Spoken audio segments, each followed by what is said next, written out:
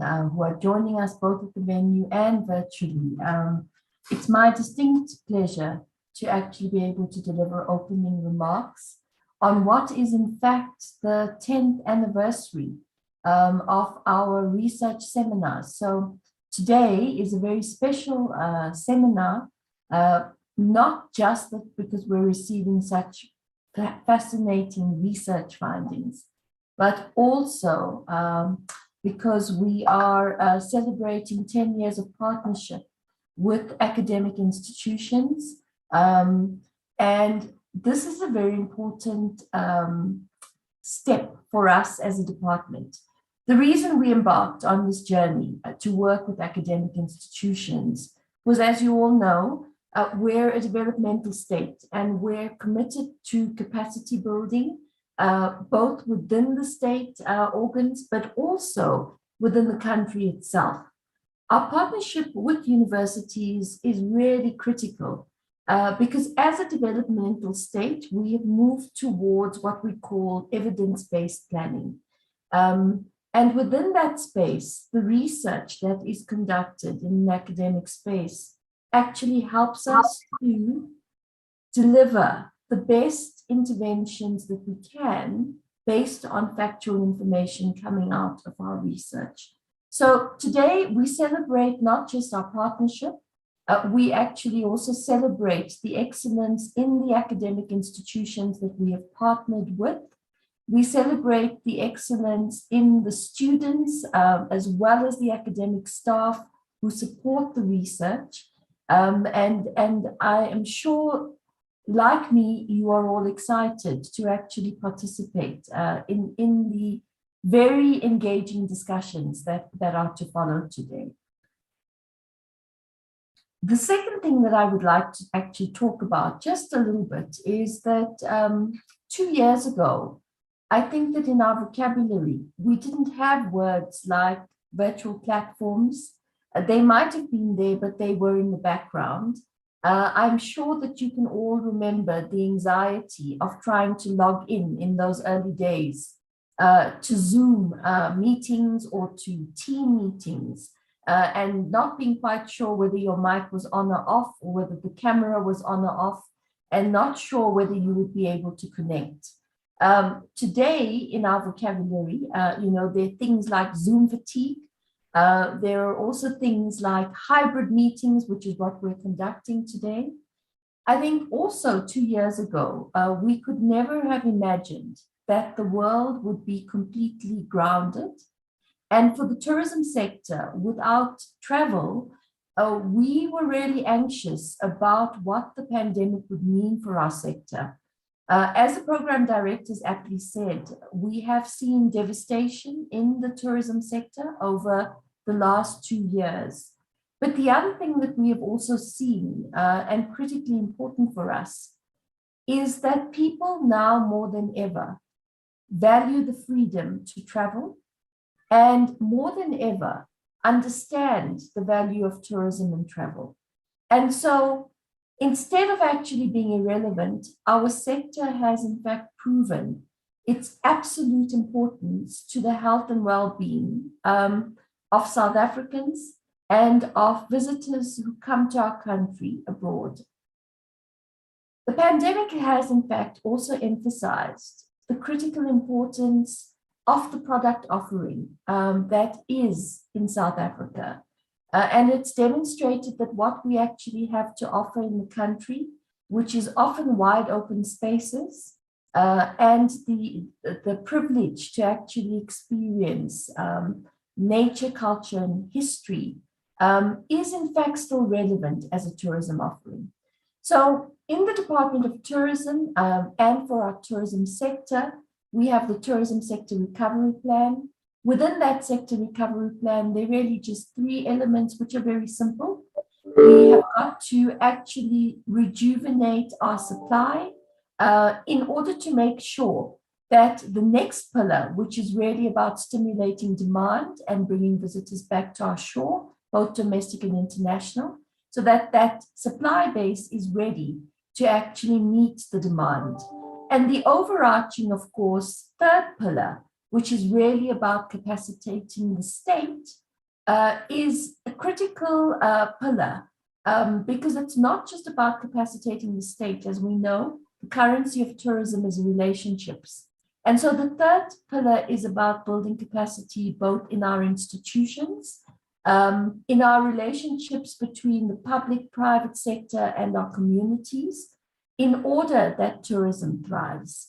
So the basis then, of course, of the research work is to support all of those three pillars. And research is, in fact, like tourism, incredibly critical at this point to guide us into what is an unknown but pretty exciting future. And I've looked at some of the topics that are coming up today. There is a marvelous topic on the resilience of the tourism sector.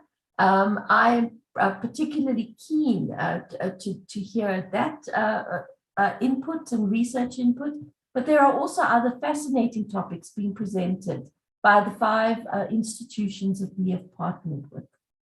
So without further ado, I'd like to thank the research institutions for your continued partnership. Without you, actually, I think the world would be a poorer place without understanding and investigating in detail some of the issues that actually our sector is faced with. I would also like to wish you all well in your deliberations this morning. I think the program director and all of the members who are at the venue itself, but also all of you are online, we're anticipating robust engagement and debate. And we're hoping that the conversations are going to stimulate rich discussions, but more importantly, that the research findings themselves are going to be able to direct the tourism sector recovery and find meaningful expression in the work that we do. So thank you very much, Program Director and the team behind the scenes who work really hard both at our academic institutions and at the department to make this materialize. Many of you may not know this, but this is actually the culmination of a year-long work process and work. But in fact, it's a culmination of 10 years of partnership between the public sector and academic institutions. And today is really a celebration, celebrating 10 years of this, an entire decade. So back to you, Program Director, in the venue. Have a wonderful research seminar and have really wonderful, fruitful, robust engagements. Thank you, colleagues. Thank you very much, DGG Chetia, for those opening remarks. It is indeed important for us to capacitate the state, the institutions, the industry. Hence, we partner and collaborate in an effort to share knowledge, to share ideas, to conduct research as partners, and be able to be successful in the area of tourism research as well as knowledge management. Thank you very much for those opening remarks. We appreciate your presence at this seminar. And if you can, please stay and listen in. If you can't, we will gladly share the recordings for today with you and the wider audience. Thank you very much. Ladies and gentlemen, we shall move to the next speaker in our program for today. The next speaker is from University of KwaZulu-Natal, Professor Amila Bob, who's going to be taking us through one of the 2 studies that we conducted, where we were looking at how best can we remodel and re-examine key perspectives that will take us towards the recovery of our domestic tourism within a COVID-19 environment or experience. The profile of Professor Amila Bob is available on our e-booklet that we have published, and we will be sharing that e-booklet link with you shortly. She told me that they're presenting online. With that said, colleagues, just bear with us. We are just trying to figure out something at the venue.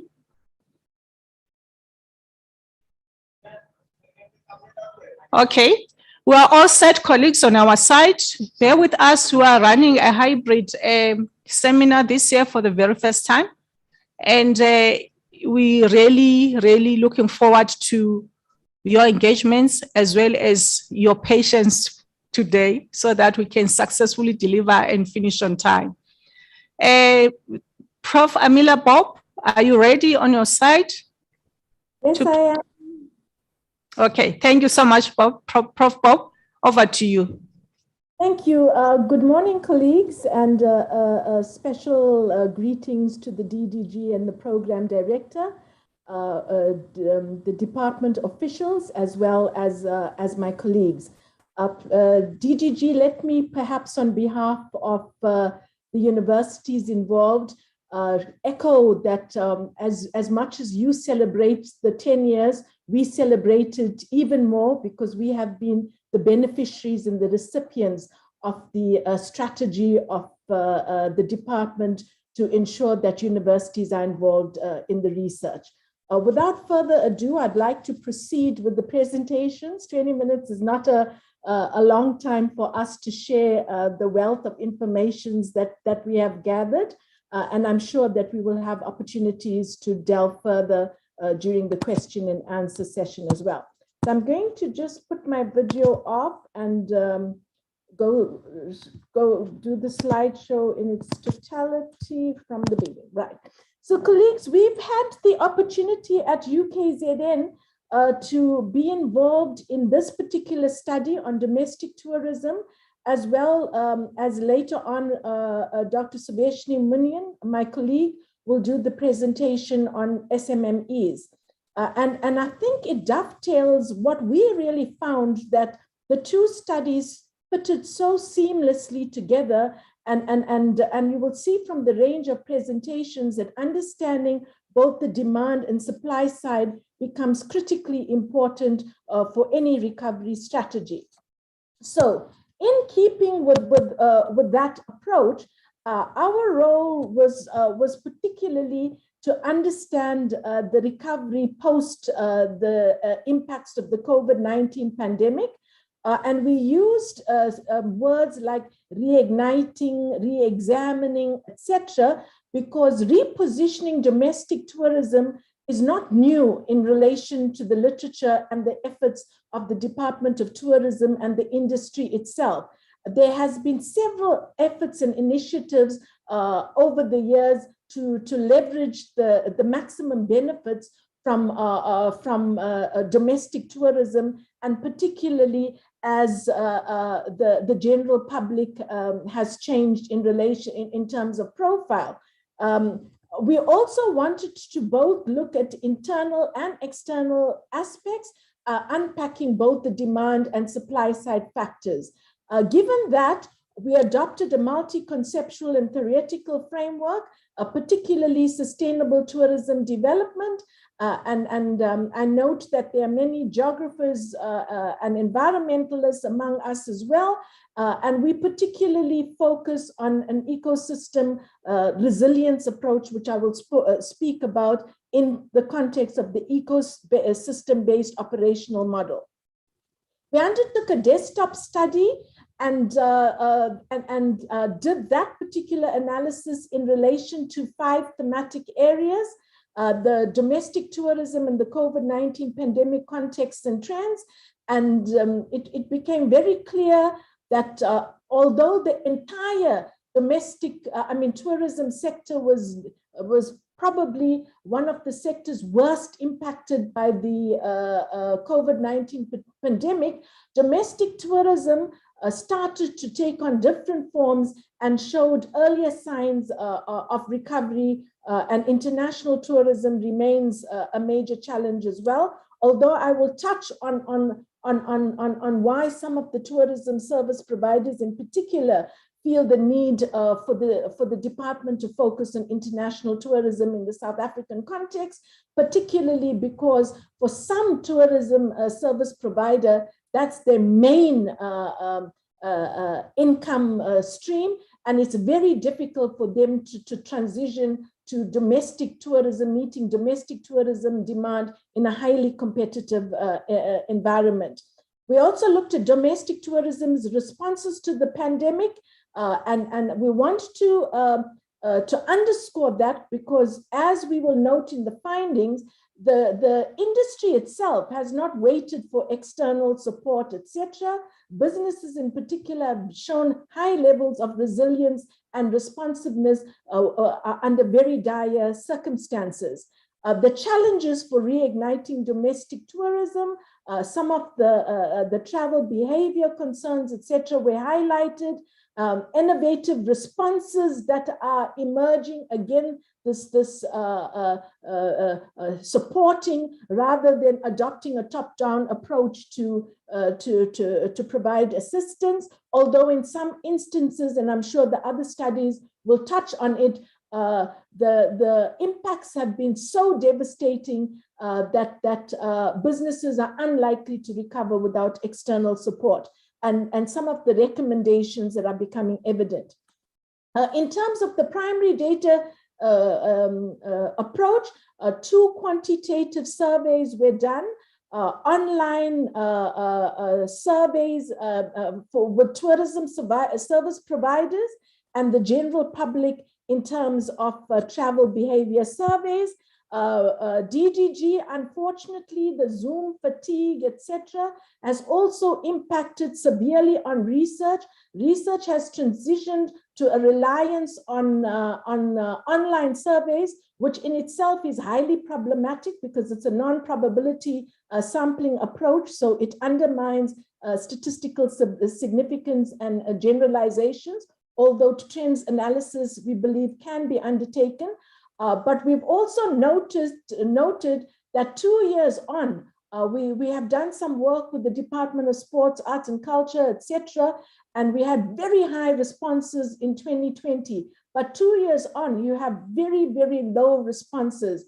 And so we, although we had online as well as face-to-face surveys in our methodology, we initially thought that online would be the main and face-to-face would be the secondary. But during the course of the study, we had actually switched over to very high levels of face-to-face surveys in purposefully selected cities: Cape Town, Durban, Johannesburg, Kimberley, and St. Lucia.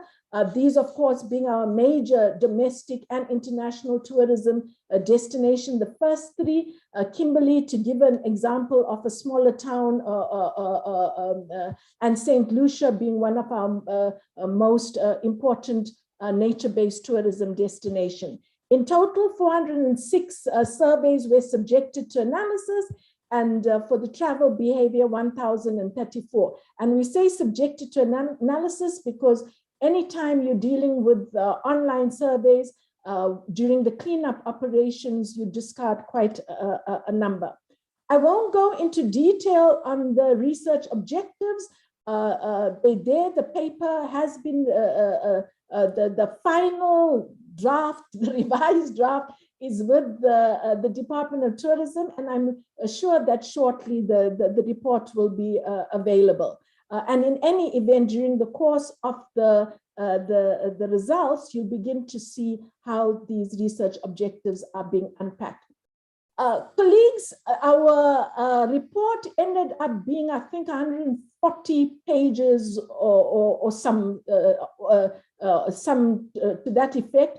And so we have quite a considerable amount of data, as you can imagine, which of course our students and colleagues are very excited about. We had a really good team from 5 universities, other universities involved in both the studies. So what you're getting really is a slice and a feel of what it is that the data is saying. And I would like to proceed as quickly as possible to the framework we are proposing to be unpacked and implemented in a possible phase 2 of this particular project. So from the Tourism Service Provider Survey, some of the main findings, which is not surprising, is tourism. There's a whole range of diverse and multiple activities tourism service providers are involved in, multiple in the sense that very few tourism service providers only do one thing. Even the tour operators do tours as well as transport, prepare to offer catering, etc.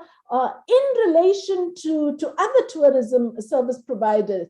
And I'm sure our colleagues who are doing the supply and demand tourism value chain analysis studies will begin to tell us that it's really, really important to try and stabilize the sector as soon as possible because of the multiple direct and indirect impacts across the economic sector. So you also have that in relation, we examined the extent to which there were changes, and you would see that only 24.6% indicated that there was no change in, or remained the same. Just for you to note that the not applicable is because we threw the net as wide as possible. So tourism service providers did include organizations which are not really geared towards income generation. Only a small proportion showed that there's a possibility of it increasing, and more than 50% showed a decreased over time. So from the COVID-19 pandemic during the time of the interview. Within this, there is levels of analysis done as well in terms of different period. So the recovery is underway, as we would note, but during the first year, the first few months, especially the hard lockdown, you can only imagine how severely devastated the sector was. And so you begin to see that prior to the March lockdown, here you go, 80% fully operational. January 2021, only 3.4%.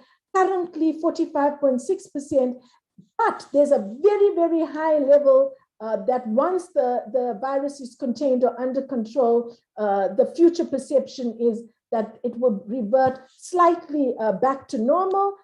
Most, however, in this, not most, a fair portion in this group here will only be operating at 60 to 80%.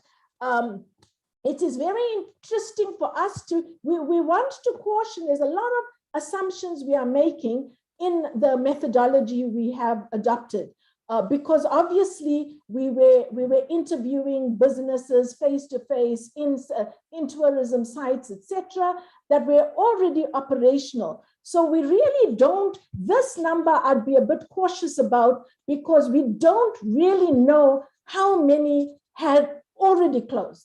That's it. They're done. It's unlikely they're going to reopen. We also looked at the impact in terms of sales and cash flows, etc. And you could see, unsurprisingly, for most of the negative aspects in terms of sales, cash flow, numbers of tourism, tourists, etc., number of customers, there's generally a very high level of decline that has been experienced and continues to be experienced, which is why currently quite a high proportion, more than 50%, are not fully operational. So in relation to what they think are the domestic tourism advantages in South Africa, there's a recognition, which is echoed, by the way, by the general public, that we have established and diverse tourism products, good quality tourism products and destination. This in the SMME sector survey, and Prof. Karen will come next, And the University of Pretoria has looked at domestic tourism but more from a qualitative approach, and we did the quantitative approach. And I can't wait to see the issues raised more broadly, because there was also a sense that having good tourism products without good infrastructure, transport, etc., that should exist in the country will eventually undermine the good tourism products. You have packages, deals, skilled workforce, the transport infrastructure, you could see very low levels. So there are things, the externalities begin to play a very important role. In terms of support that is required, there's a whole range of different types of support, from marketing, improving safety, that has been highlighted. What we find very interesting is the incredibly high level of financial support that is required in different forms, direct and indirect. And we made an assumption in developing our approach or the framework that this is unlikely to happen. Government or the private sector is not anytime soon going to have money that they can pump into any sector. And so the framework has been developed to conceptualize what can be done in a resource scarce environment. And what is also surprising is there was very high recognition in the sector that the population should be vaccinated and travel should resume. In terms of the travel behavior, and I'm not going to go into too much detail here, our particular profile is mostly youthful, Black African, slightly more females. The majority had some level of post-schooling qualification, so they don't really represent the South African population as a whole, but that's what happens when you rely on online surveys. But what we found that gave us a little bit of confidence was that there was a variety of income groups and employment categories as well. Unsurprisingly, they were mostly from Gauteng, KwaZulu-Natal, and Western Cape because of the purpose of selection of the face-to-face interviews, and almost everybody was the COVID-19 personally affected the financial status directly of close to a third of the respondents. What is also important is most respondents indicated that they will resume travel when, now that the pandemic is slightly under control and when it is completely under control. Although the travel patterns have changed from vacation purposes to largely now visiting friends and relatives, and as we know, that is likely to impact on the accommodation sector in particular. Most have travel personally impacted by the COVID-19 pandemic. Again, not surprising. I've taken two of the many chi-squared analyses and cross-tabulations that we did. The yellow just highlights where there is an association or relationship. It doesn't obviously tell us what causes what or what the relationship actually is, but it does tell us that there are relationships. And you would see just from the high level of yellows against the socio-demographic variables, that socio-demographic variables and therefore understanding travel behavior, the general public, as we progress, focusing on specific targeted market and understanding them, influences their travel in terms of how many people they will be traveling with, the number of nights they will be staying, and the amount that they will be spending, and packages, etc., should be geared to understanding these patterns. Similarly, we've found very high level of associations as well with the types of tourism that different groups are interested in.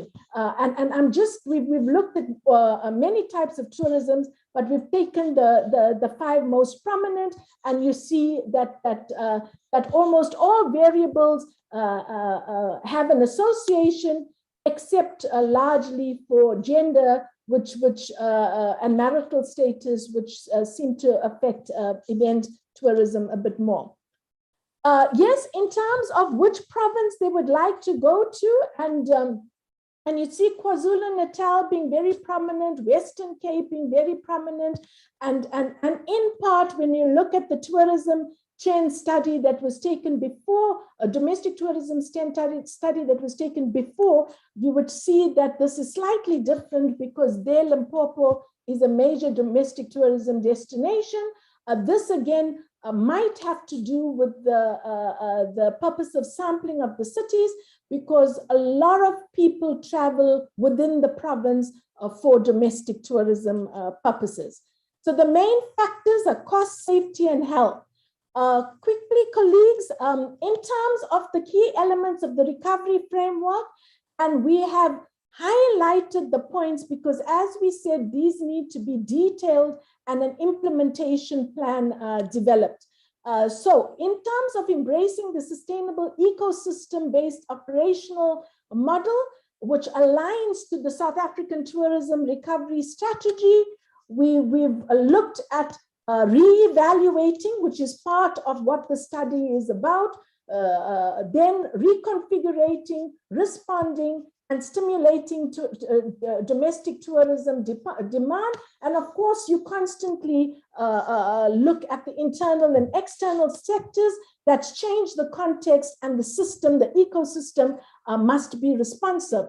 We also note that these, although they often happen sequentially, they do not need to happen sequentially, because people are responding without doing the analysis and all of those things. And domestic tourism, efforts to stimulate domestic tourism have been underway before and continues to be underway. We also did a SWOT analysis looking at the strengths, weaknesses, opportunities, and threats. I've highlighted some of the strengths in terms of the tourism products, etc., willingness to travel. The weaknesses is a relatively small market size. The ailing infrastructure emerges as a big concern, together with some tourism facilities, products, and experiences, and targeted marketing. There's very high levels of opportunities because domestic mobility emerged as something that will resume in this particular study, and you have opportunities for market segmentation, etc.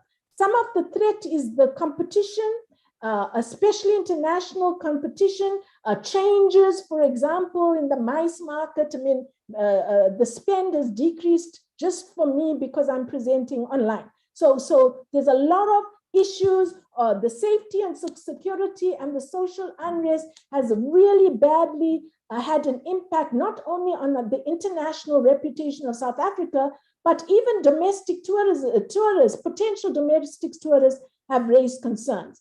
Linked to the ecosystem resilience approach is understanding the DP IS system, which is your drivers, and we've unpacked the drivers. The pressures, of course, COVID-19 was a disruption, a pressure. It's not going to be the only one. The social unrest actually led to many businesses being impacted, burnt, and some real horror stories emerge. But you have climate change, you have weather-related disasters, etc. So the sector would have to become resilient because changes will become the norm. The responses and the impact and how we need to change the state. It also links DDG in part to the theory of change approach that is emerging throughout South Africa to look at intervention. What do we want to change and what do we want the impact to be? Stimulating demand, 3 issues were raised. increasing and sustaining domestic tourism values, the packages, the opportunities and the enabling environment, increasing spend, so attractions, new tourism, and responding to domestic tourism demand, and improved and targeted domestic tourism marketing. We know this is happening, but we think there's a need to re-energize and rethink current efforts and develop new marketing campaigns and translating awareness into consumption. I mean, there's major trends emerging, such as staycations, which is going to be critical for the accommodation industry, because families want their kids to get away for a weekend and give them a different experience, but they don't want to travel, so they will go and they'll book a hotel somewhere in Namshlanga or something just for a beach experience. That's technically not tourism, as we very well know. We also developed the M&E framework, which needs to be unpacked, the champion being the Department of Tourism. We've identified target group timeframes and reasons for communications, the need to institutionalize and develop capabilities, to embed so that it talks to other systems. As we know, Statistics South African tourism collects a lot of information that needs to feed in so it can drive informed intervention. And in terms of actioning, we've provided some example of how the indicators can be developed. Chair, I thank you, and colleagues, thank you so much for your attention.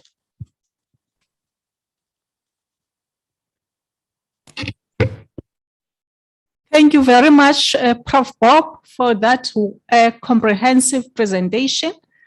We are live, ladies and gentlemen, and on the chat box, there's an opportunity for the audience to post their questions, and the panel members will be able to then answer your questions on the chat box. Before we take any questions, we need to go to the next presentation, which is going to be delivered by Professor Karen Harris from University of Pretoria. These two presentations, colleagues, are highly related because they both look at how do we reignite domestic tourism in South Africa. Hence, we decided that we take two presentations, and then after that, we'll give the audience an opportunity to discuss key issues that you might want to raise with us today, and also with the researchers. Prof. Harris, let me hand over to you. Thank you very much, Program Director. A very warm welcome to everybody, and a great thank you to all the colleagues at NDT for the road we've worked. I must say it is indeed a historic occasion that this is the 10th year, and I think the 12th project that the University of Pretoria has done with this research seminar. So we're really very happy to still be on board and to be partaking in this today. So thank you very much. Without further ado, I'd like to launch into what is quite a long presentation, and I'd like to share with you what we've come up with at the end of the day. All good to go, Program Director? Yes, please do, Prof. We can see the presentation on our side. Thank you. Thank you very much. Thank you. Right, ladies and gentlemen, as indicated, we were also involved in a project that looked at local domestic tourism, and our particular topic was remodeling the local domestic tourism market in South Africa within a COVID-19 environment. And I'd like to thank my team, Mr. Siar Botha, Dunleen van den Berg, and Tiffany Moralong for the long hours and journey that we went together literally. Now, as has been indicated, the COVID-19 situation, and I'm just trying to get my screen to move. Sorry, guys.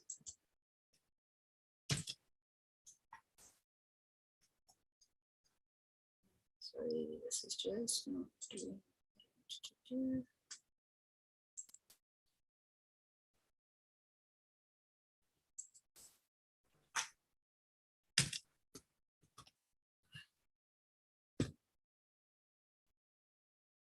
There appears to be a problem, Program Director, with the moving of my slides, and I'm not quite sure why. Prof, we do have your presentation.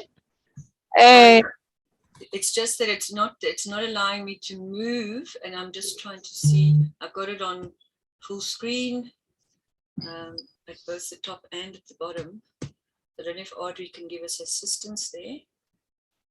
Okay. Prof, please do a slideshow. Oh, yes, you can close and reopen, but please make sure that it's on slideshow. Yeah, I have. Oh, okay. Can you scroll up and down now? I'm trying, my dear. Let me just have a look. It's not giving me the option. Somehow the option is not there. Maybe just close it, Prof, and reopen. It's fine. We are still on time. We're on track. Sorry, my apologies. I don't understand this. I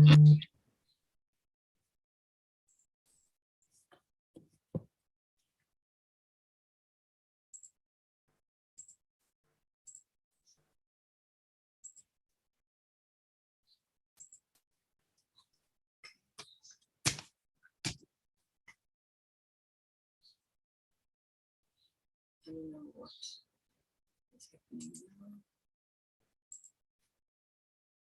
I really apologize for this. I've never had this happen before. And I'm not quite sure what the setting is on the side there. If you may allow us, we can drive a presentation from this side. Perhaps that's going to be the best, Program Director. I'm really sorry about this because I cannot understand why this is. Issue, Prof. We can quickly open your presentation on our side, and then you can please stop sharing on your side. And so there we go. Sorry about that. Very much. Maybe meanwhile, Prof, you can start to present while we are trying to project your presentation. You may go ahead and present. Thank you. Thank you. Right, well, as indicated, the topic of today's presentation is remodeling the local domestic tourism market in South Africa within a COVID-19 environment. And we looked specifically at what would be happening on the ground. Now, as has been mentioned by Professor Bob, we all know, and Program Director has also referred to this as well as the DDG, COVID-19 literally impacted on the world in a very, very negative sense. The next slide, please.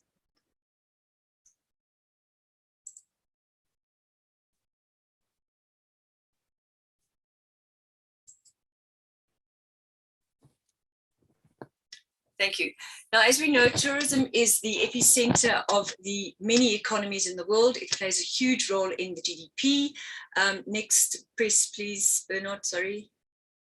But COVID came in, press again, to cause an absolute chaos and turning the tourism industry on its head and literally causing what we would call, next slide, please, a standstill for the situation. Next slide, please.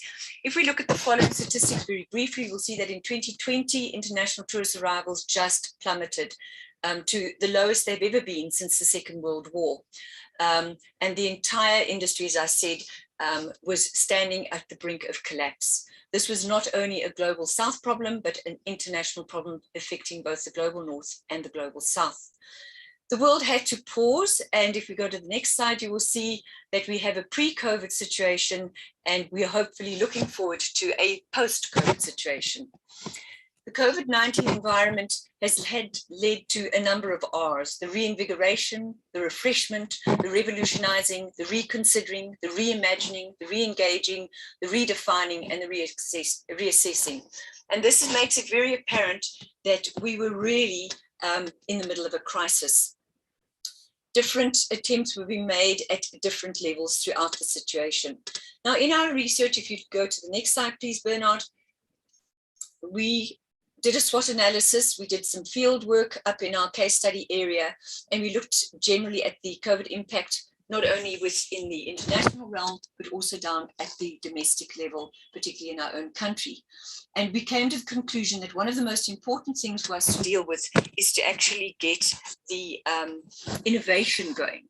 So we need to be proactive and look at what had been done, and then also consider what could be done. We needed to be innovative to be able to get something off the ground going forward. If we go to the next slide, it is very important that we understand that domestic tourism has often been on the agenda, and particularly in South Africa. South Africa stands alone, not only in the global south, but at a number of levels as being one of the countries that had a tourism department, additionally the environmental Department of Environment and Tourism from the 80s, and then a standalone Department of Tourism. It is a tourism sector that is fairly well regulated, and that it had, from the get-go, already looked at domestic tourism as a key niche area. So it's very important that we understand that this is not a new kid on the block, and particularly not in a South African circumstance. Please, the next slide. You will see that right way back in 1985, there was a domestic tourism committee in the country. One of the logos was "See the world in your country." So this predated by many decades what we're seeing happening in the rest of the world. South Africa had already got this on the agenda. In fact, there were even campaigns, one called Get Up and Go Guide, and that was to encourage people to travel within the confines of the country. We then have a couple of campaigns that were introduced pre-COVID, the short left, which the Professor Rogerson and many other academics have looked at and analysed. We also had the We Do Tourism, and then South Africa was a place to travel in. And there were a number of pitfalls in these various campaigns. Some of them didn't get off the ground as successfully as was hoped, but there was, as I say, all these attempts at getting the domestic tourism market off the ground. Next slide, please.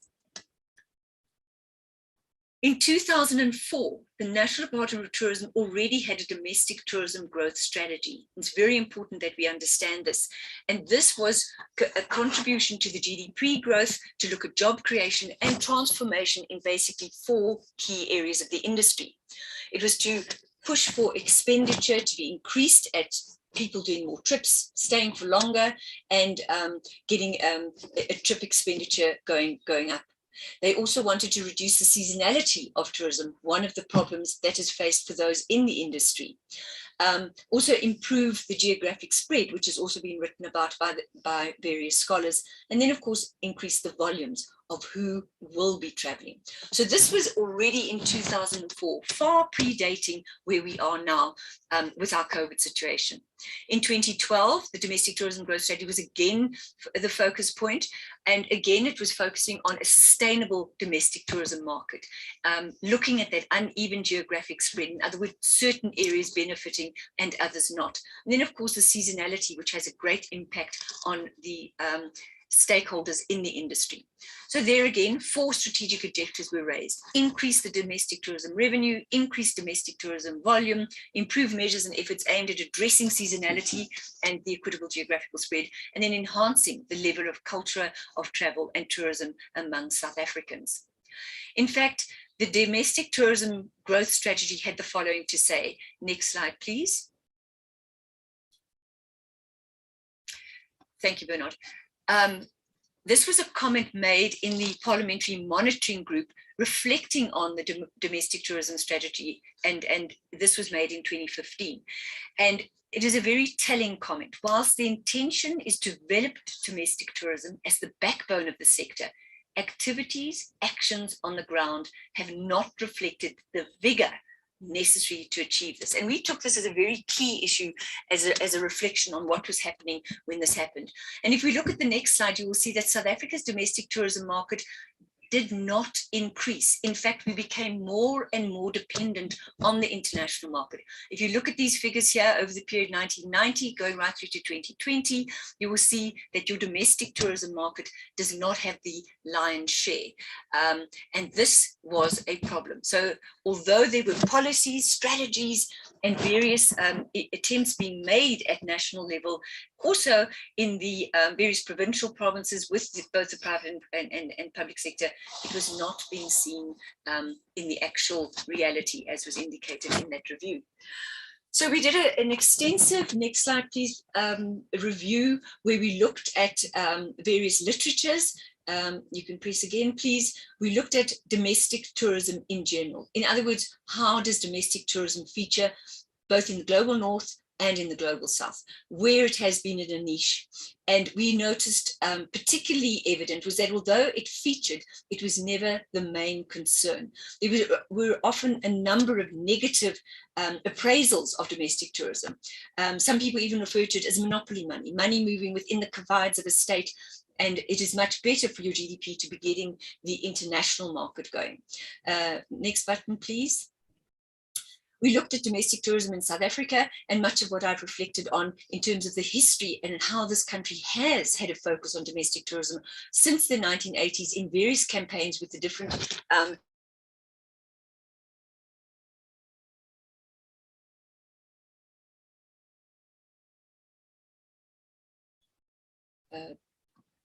just press again, please, Bernard.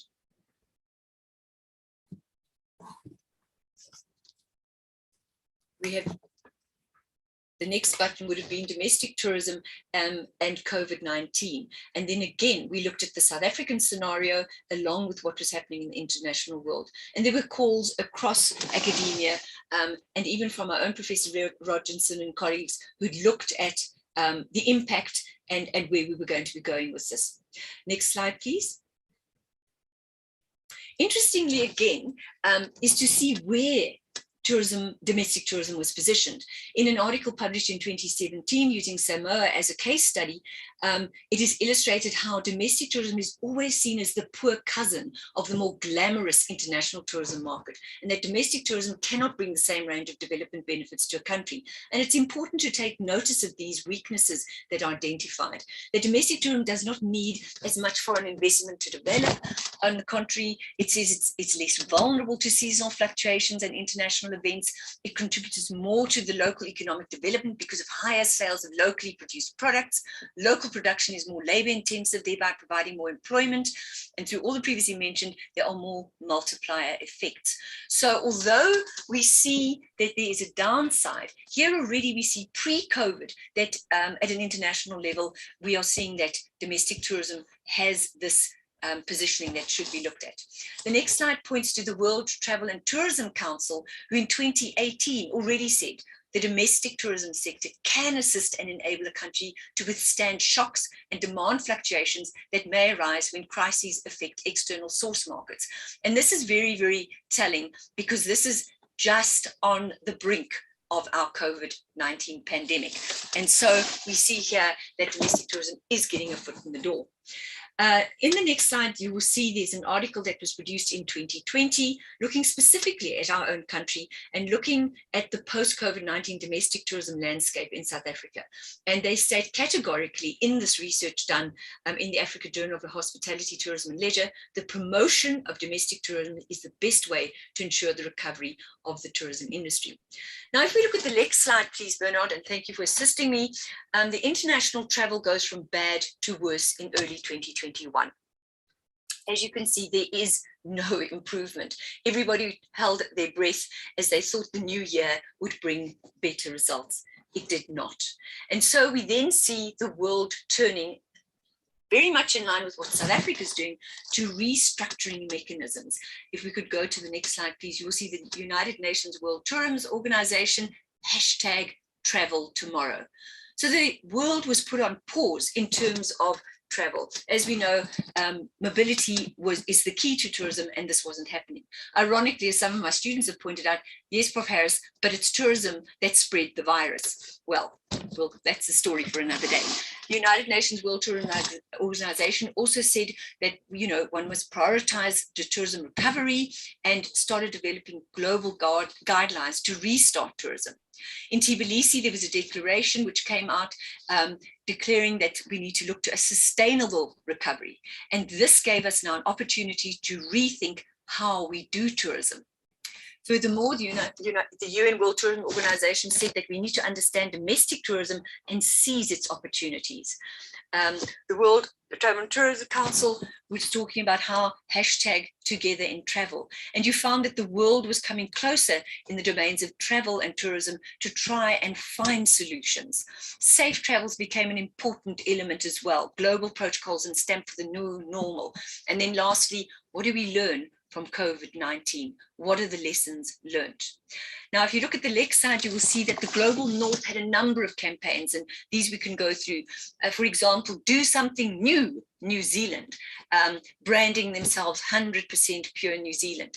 In Slovenia, there was a promotional campaign, the time is now, my Slovenia, and Portugal, hashtag can't skip Portugal. But turning to the Global South, we have similar campaigns in the Philippines. On the next slide, please, Fiji and Brazil. Love our local Fiji, love, play and stay. Portugal, responsible and safe tourism, and in the Philippines, have a safe trip. So all these campaigns were turning inwards to the particular country. But South Africa was not far behind. And if we look on the next slide, we have what Professor Bob has already referred to, the Tourism Sector Recovery Plan. And I'm not going to go into too much detail of this. All of these documents are available. But just to show that South Africa was on the mark by changing their approach and looking at how we can protect and rejuvenate, reignite the demand and strengthen and enable capabilities. This was divided in the next slide into 3 phases. Phase 1. Next slide, please, Bernard. Phase 1 was the protective interventions. Then phase 2 is managing the reopening, and then phase 3 going on to the continuity of interventions. If we look then at the next slide, you will see that the 6th strategic recommendation is actually dedicated specifically to domestic tourism. Domestic demand be catalyzed through the phases of economic reopening with informative and inspirational messaging that encourages safe tourism, the hyper-local experience. And you will see, they see how there will be 4 phases: cabin fever breakout, substitution tourism, staycation tourism, and new experiential consumer tourism. Then in 2021, the Department of Tourism had a, next slide please, new recovery plan, which built on what had come out in 2020. And what is important for us here is again, strengthening the supply side through resource mobilization and investments facilitation.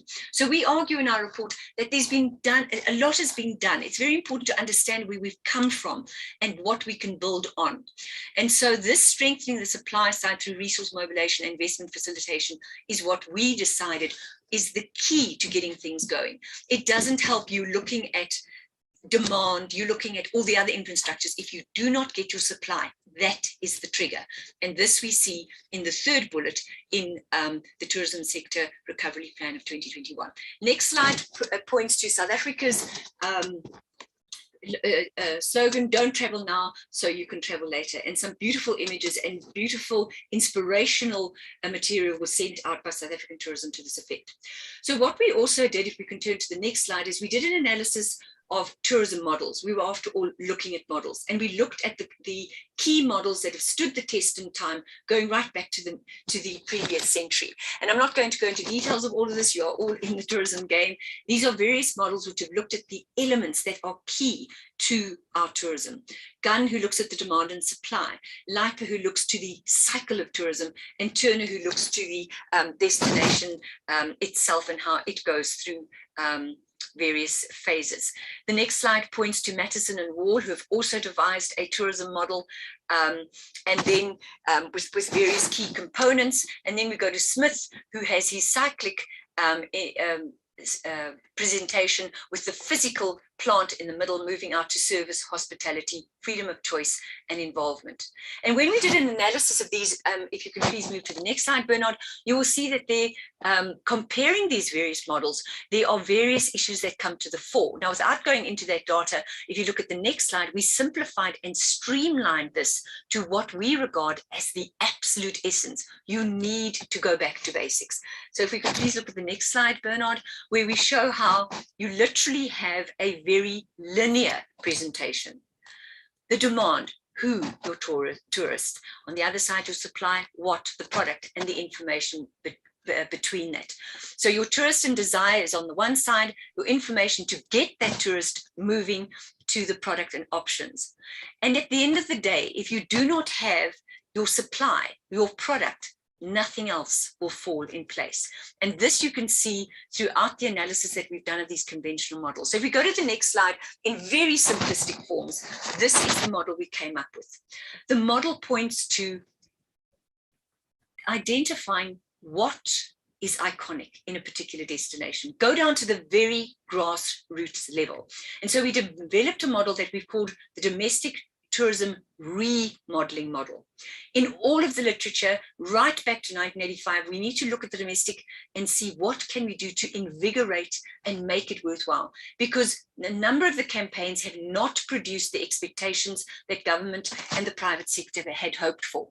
So every destination has its iconic attractions, this we know. But then we want to move beyond that. And if you can press again, please, Bernard, and bring in the uniconic. In other words, what is not on the agenda? What is not in the norm? What can we bring to the table that is going to inspire and bring the demand to the fore?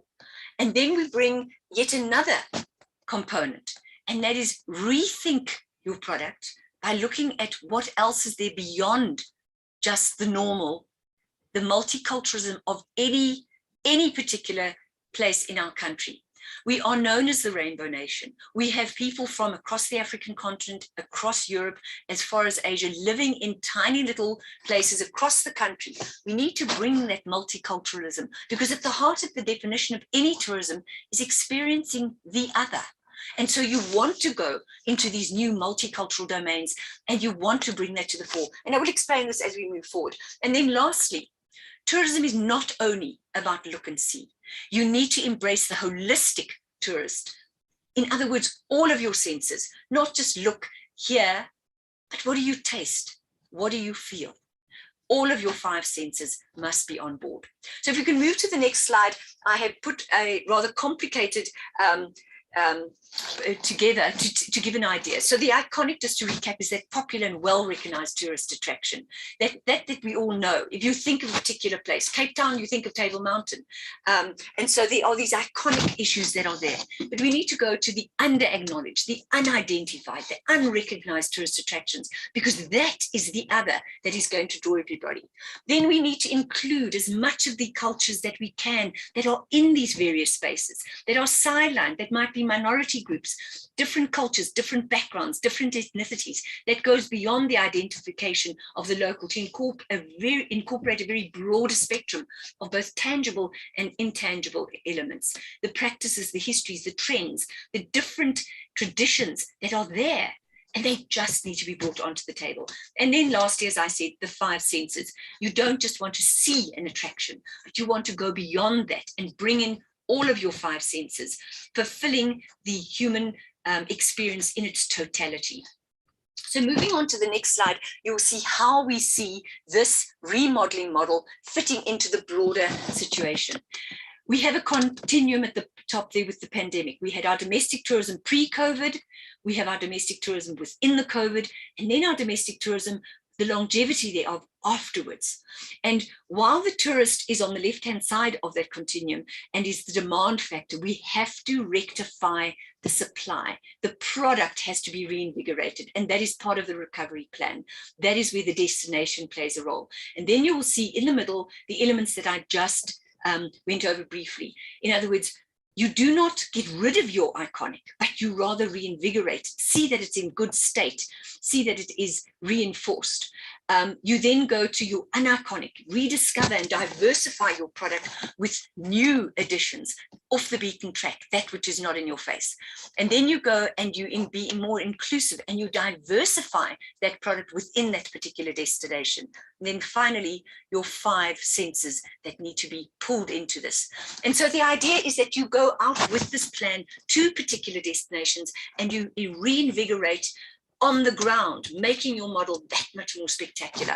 So if we can go quickly then to the next slide, and I want to go through very quickly, looking at our in Northern Cape, the district municipality that we looked at for this particular case was Zedip Mahawu, and as you can see on the map, that is situated in the Northern Cape region. Now, if we think of this region, next slide, please, you will see the iconic are these typical tourist attractions that you will find in this place. Next slide, please, Bernard. The iconic. So these are the things, if you go into the tourist platforms, the pamphlets, the information on the web, and I might say when we were up there, even their tourism information office had closed down. But you have your wonderful falls, you have Saki Sa'art, you have the Komani Sun, and these are the iconic things that people want to see.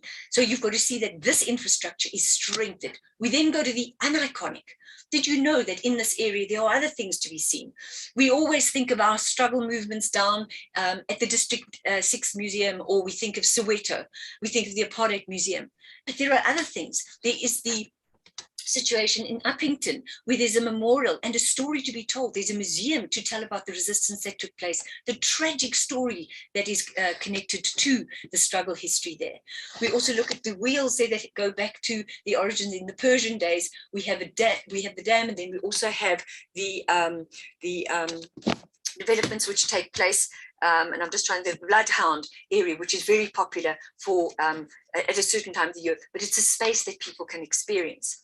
If we go to the multicultural dimension on the next slide, you will see that there's a lot to be unearthed there. We can, for example, look at the Spanish culture just connected to the sunflower, which is that huge breakthrough of a sun solar system. We have in the Rimfasmark these beautiful hot baths where people who have been dislocated and returned back to South Africa from Namibia, who are part and parcel of that. And then the Lebanese connection to our water wheels as well. Moving then on to the senses, what can be experienced in this region? Your 5 senses you need to see. We all see as tourists, we all hear as tourists, but do we smell? Do we taste? Do we touch? And there are a number of things that can be developed there. Just taking, for example, the pink patstal, or for example, the Iranian wine area, where you do not only see trinkets and products of the area, but you also can get involved in eating the food there, and then actually getting and participating in the locally made roosterkoek, for example, or part of the wine tasting, or letting people get involved in the crushing of grapes or the picking of grapes so that they get part of the whole system.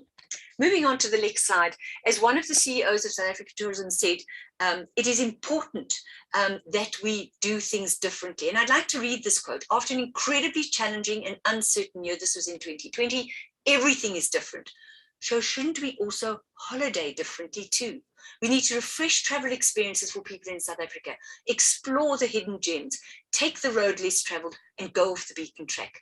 Nothing is what it used to be. We need to show them a better and different way to experience tourism in the long term, but most importantly, show them how to do, and he says in this case, summer, differently in the short term. So coming back to what our opening DDG mentioned, I almost say Dr. Shamila, she's almost there. Tourism in South Africa was very much based on an international tourism base. That formed the pillars of our tourism. COVID came along, next slide please, and completely threw this on its head. It completely destroyed our international tourism market. It was non-existent. South Africa was listed as a red, on the red list, in other words, a no-go zone in terms of the COVID. And in many countries, we still are on that listing. And so we need to then turn to a South African tourism on the next slide, where we build our tourism, we make our foundation domestic tourism.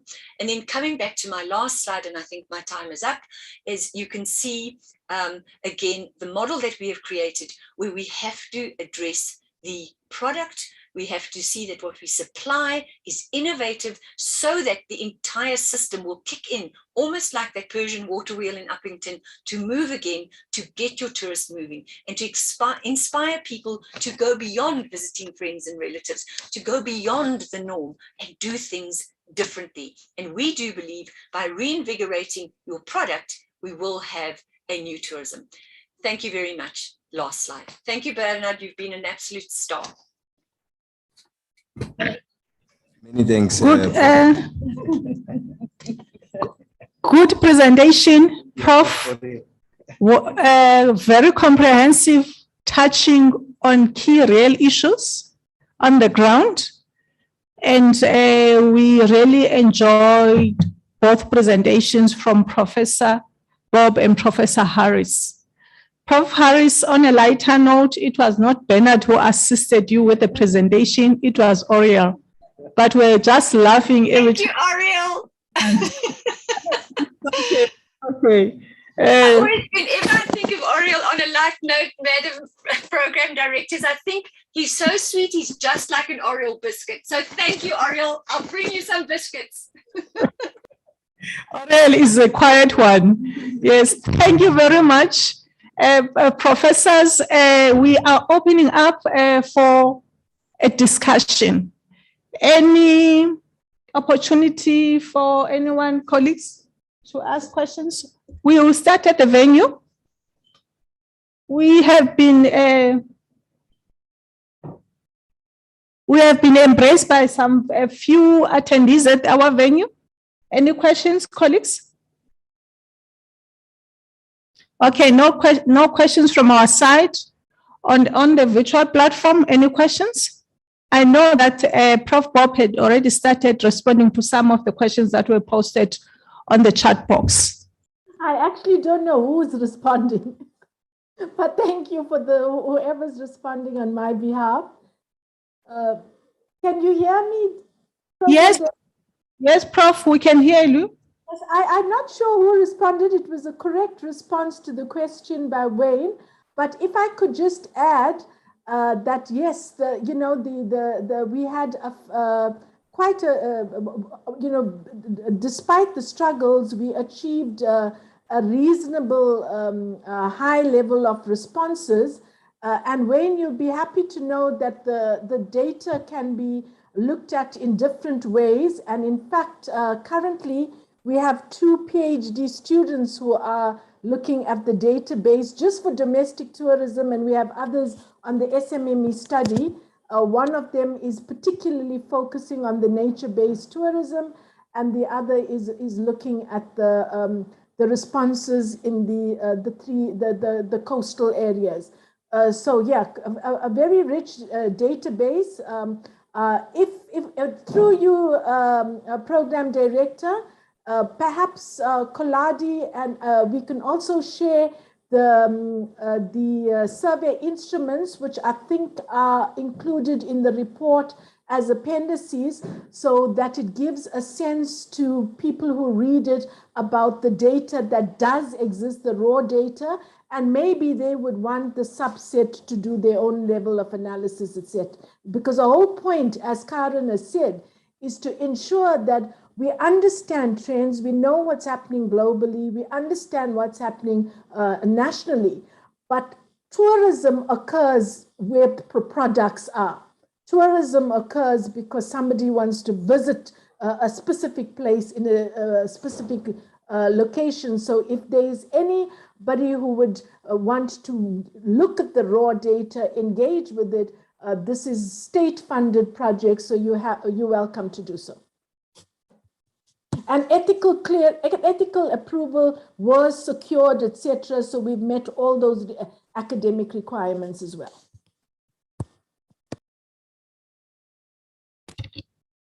Thank you very much, Prof. Bob. There are some few comments on our chat box.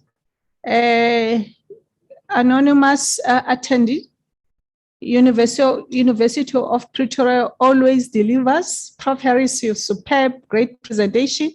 Thank you for that comment. There's also another one saying domestic tourism is in very good hands with UP and UKZN.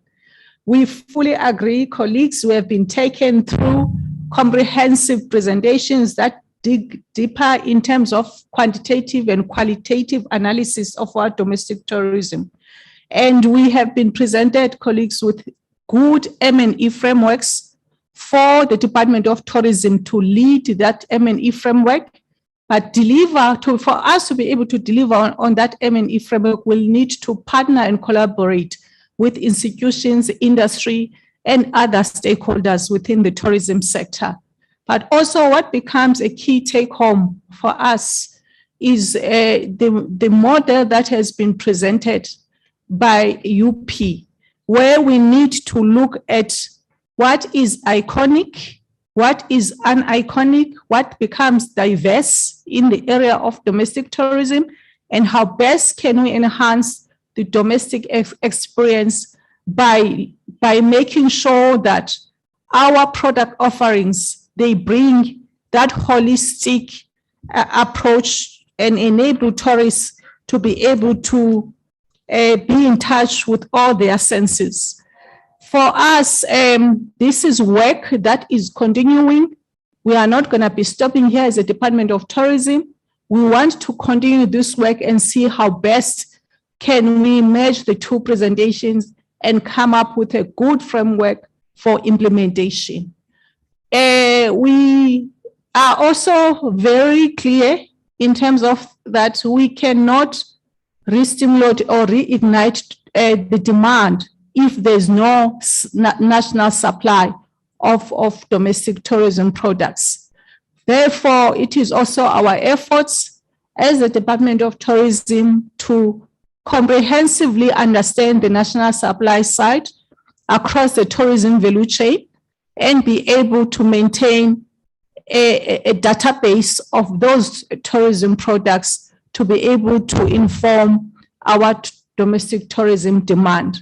We appreciate the work that has been done by UP and as well as UKZN. It is quite distinct, but at the end, it links up nicely because it does give us key outcomes from the quantitative analysis as well as from the qualitative approach that has been taken by the institutions. With that said, colleagues, if there are any more questions, then it is an opportunity to get the next speaker who's going to be doing the presentation virtually. We will be then switching on to our next speaker.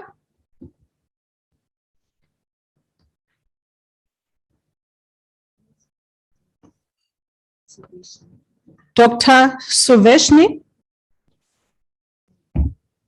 from the University of KwaZulu-Natal.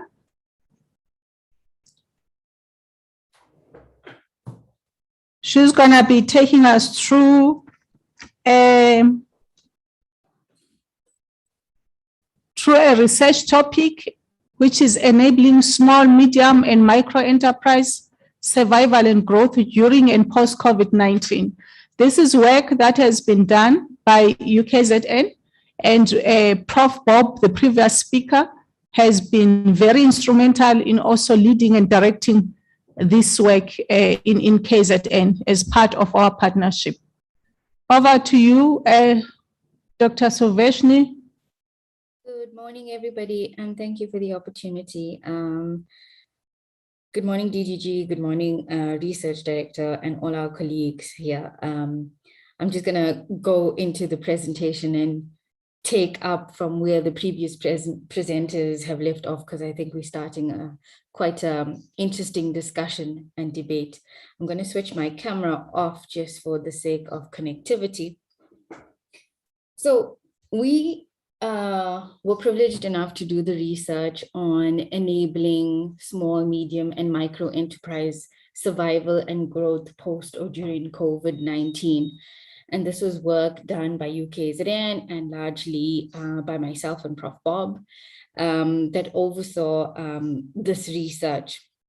In general, just figuring out this works. So we were guided by 4 main objectives. And the first was to examine and to sort of profile the measures and the tools out there that enable survival of tourism SMMEs in particular. Especially given the hardships brought on by the COVID-19 pandemic. And to this, we looked at examples from the global sector in both among private and public institutions. In addition to that, this research was about establishing what are some of the effective measures that can enable the sector. You know, one of the elements in the research was that there are several challenges experienced by this group, particularly in the South African context, given the large-scale diversity that we see within the SMME sector. So some of the challenges that we experienced in relation to adopting some of these approaches were also part of what the research sort of focused on. More than that, the research aimed to establish or recommend sustainable interventions and tools that enable the SMME sector, especially if we're thinking about what needs to happen post-COVID-19. It's not just about responding or being able to manage a certain stress, but being able to manage that stress in a manner that makes you more resilient and that makes SMMEs able to deal with future shocks. So that, I think, was the focus of this research, where we intentionally focused on establishing resilience rather than simply responding to the stresses. In general, if you're looking at the methodology, we adopted a mixed methodological approach, and there were three primary areas that I'm going to reflect on here. And the first one was that we conducted a desktop analysis or literature review, just to contextualize the tourism sector and the importance of the SMMEs within the sector. And, you know, some of our colleagues sitting here have done some of the seminal work within the country. So I'm not going to go too much, I'm not going to go into detail on that for now. More than that, part of this desktop approach was to establish what are some of the trends that we're seeing within SMMEs in relation to the pandemic, and how are they responding? The role of SMMEs in South Africa is widely established, especially in the tourism sector. And the results sort of, echo those later on in the discussion. What we tried to establish in the desktop analysis is firstly, is also about what are some of the impacts that we are seeing. It's very diverse. There are quite different tourism offerings and products within the sector, especially in the South African context. And how are they responding? So what are the actual impacts that are experienced on the ground? More than that, the desktop study also yielded some responses in terms of government responses or support mechanisms for the industry itself. The chosen methodology focused on a quantitative aspect, and here we started off examining or using an online survey, but that didn't yield very good responses. So there was a strategic sort of decision taken to move to face-to-face surveys in purposively selective sites. Now, purposively selective sites, because for this part of the research, we had a number of collaborators that were located in Kimberley, in Johannesburg, and in Cape Town, for example. So these sites were strategically identified to facilitate timeliest data collection, because remember, we were just approaching that fourth wave, and we really did not know for how long research ethics would allow face-to-face contact or face-to-face data collection. So those were some of the elements that guided the data collection, the initial quantitative data collection. With all of that, we still managed to survey 404 SMMEs within the sector. And that is quite representative if we're thinking about quantitative data and representativity. The selection of these different sites were also to ensure geographic representativity in terms of the sector. In addition to that, there was a strategic move to embrace a qualitative element as well. And with this element, we adopted key informant interviews. Given that we have such diversity in the sector, given that we have such variation, I mean, even in the classification of an SMME, from having 1 employee up to 250 employees, that classification itself, just highlights the level of diversity that we have. So in that case, we needed to understand, or we wanted to gauge a depth, and we could only do that by garnering information via qualitative methodology. We originally targeted 10 stakeholders. However, these stakeholders, we exceeded that, and to our surprise, we had 12 interviews that really gave us a wealth of understanding of the system. And that really complemented the quantitative approach adopted earlier. So now we had representation in terms of the number, but we also had that depth in understanding.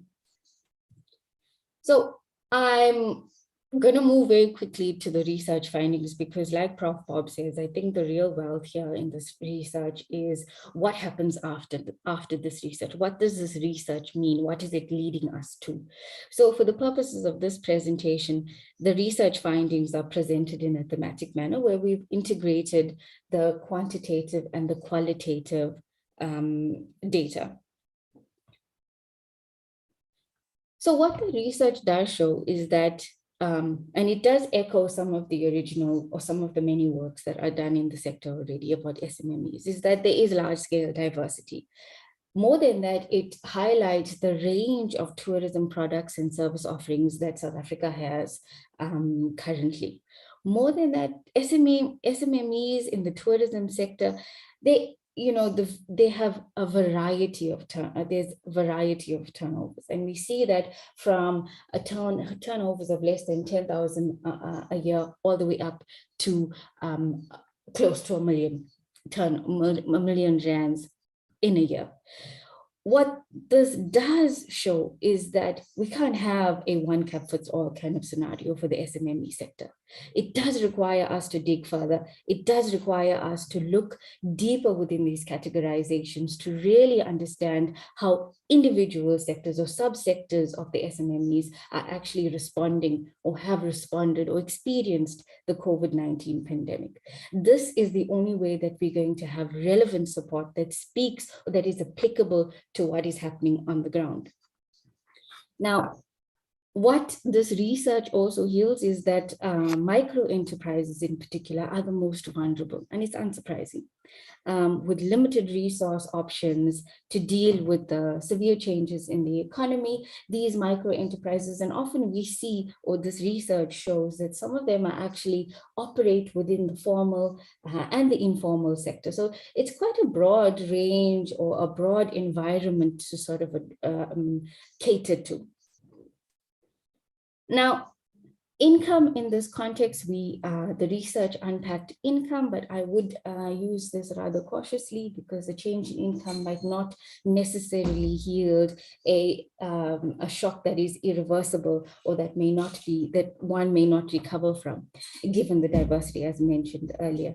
But what is clear here is that if we're looking at generally, most SMMEs, just below 50%, experienced a decrease in their income for the years of 2019, 2020, and 2021. What is also interesting, or what is also positive, is that we're seeing an increase noted in some sectors. More than that, we're seeing some level of resilience already emerging within the sector, where some SMMEs indicated that they experienced decreases. However, there is some form of recovery that has ensued in 2021. So there are some positive elements within the system that we really need to sort of draw on when designing a suitable approach going forward. Now, income is one aspect that we can look at in terms of impact. And the other aspect, which is more critical, especially given the position of SMMEs within the South African tourism sector, is job creation or job loss, because SMMEs contribute greatly to local economic development as well as job creation and job security. So generally, most SMMEs felt that there were some disruptions to, there were job losses as a result of the COVID-19 disruptions. But very interestingly, if we look further, we see that even the social unrest that we experienced in July had a profound impact on the sector. And I don't think we should ignore those sort of events in terms of when we're planning for resilience. It's not just about the pandemic. It's about what are some of the shocks that sort of impact the system and how can we build resilience to sort of address a variety of shocks. So I think we have an opportunity here, as what this research does here is an opportunity to push a little further than pandemic response. More than that, if we're looking generally at the stats, I'm not going to go too much into detail, but just briefly, if we're looking at, there were very few sort of negative impacts related to staff and employment. So it is another positive that we're seeing within the sector, and also very early signs of resilience within the sector. So if we're looking at whether SMMEs were operational during the COVID-19 pandemic, generally most at 72% said that they were fully operational. However, there was a smaller but noteworthy amount, around 30%, that said they were not operating at a full capacity. So it also gives us an idea about what sort of, opens the doors to what businesses were trying to do to maintain business operations during this event.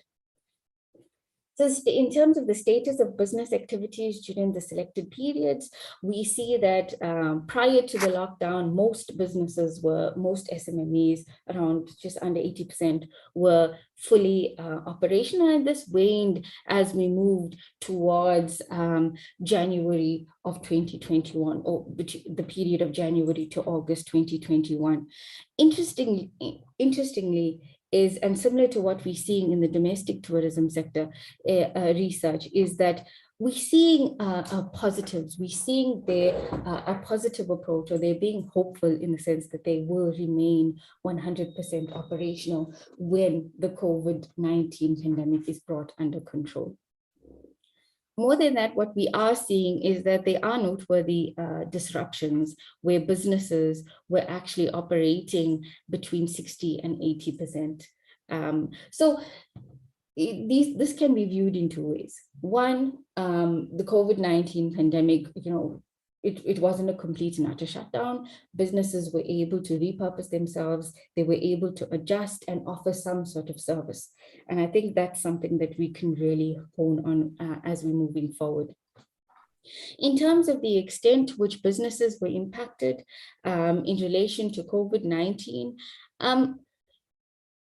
it's interesting to note that we see an increase. Well, it's not surprising that we see an increase in the supply on the supply side, largely because of the trade embargoes, largely because of the international travel was suspended, and the disruptions that we're seeing in export and importing goods.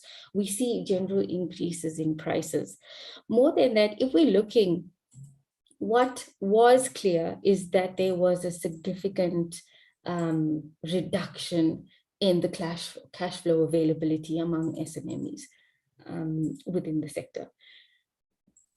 We also noted that naturally there was a decrease in sales or demands for goods and services, and there was a decreased ability to access financial support or loans during this period. And I think that's something that can be viewed in terms of how we're planning future resilience. In general, because we adopted a quantitative approach, we're able to establish through some sort of trend analysis, and these trends yielded significant sort of associations in terms of the type of business, so the type of SMMEs, different types of SMMEs responded differently to the pandemic. And if we really had to create some sort of framework for prioritization, perhaps that's something we can hone into and look into more detailed. In terms of the different provinces, yes, naturally, given the distribution of various tourist hubs, tourist hotspots, destinations, we do see some sort of geographic sort of distinction in terms of how businesses responded to the COVID-19 pandemic.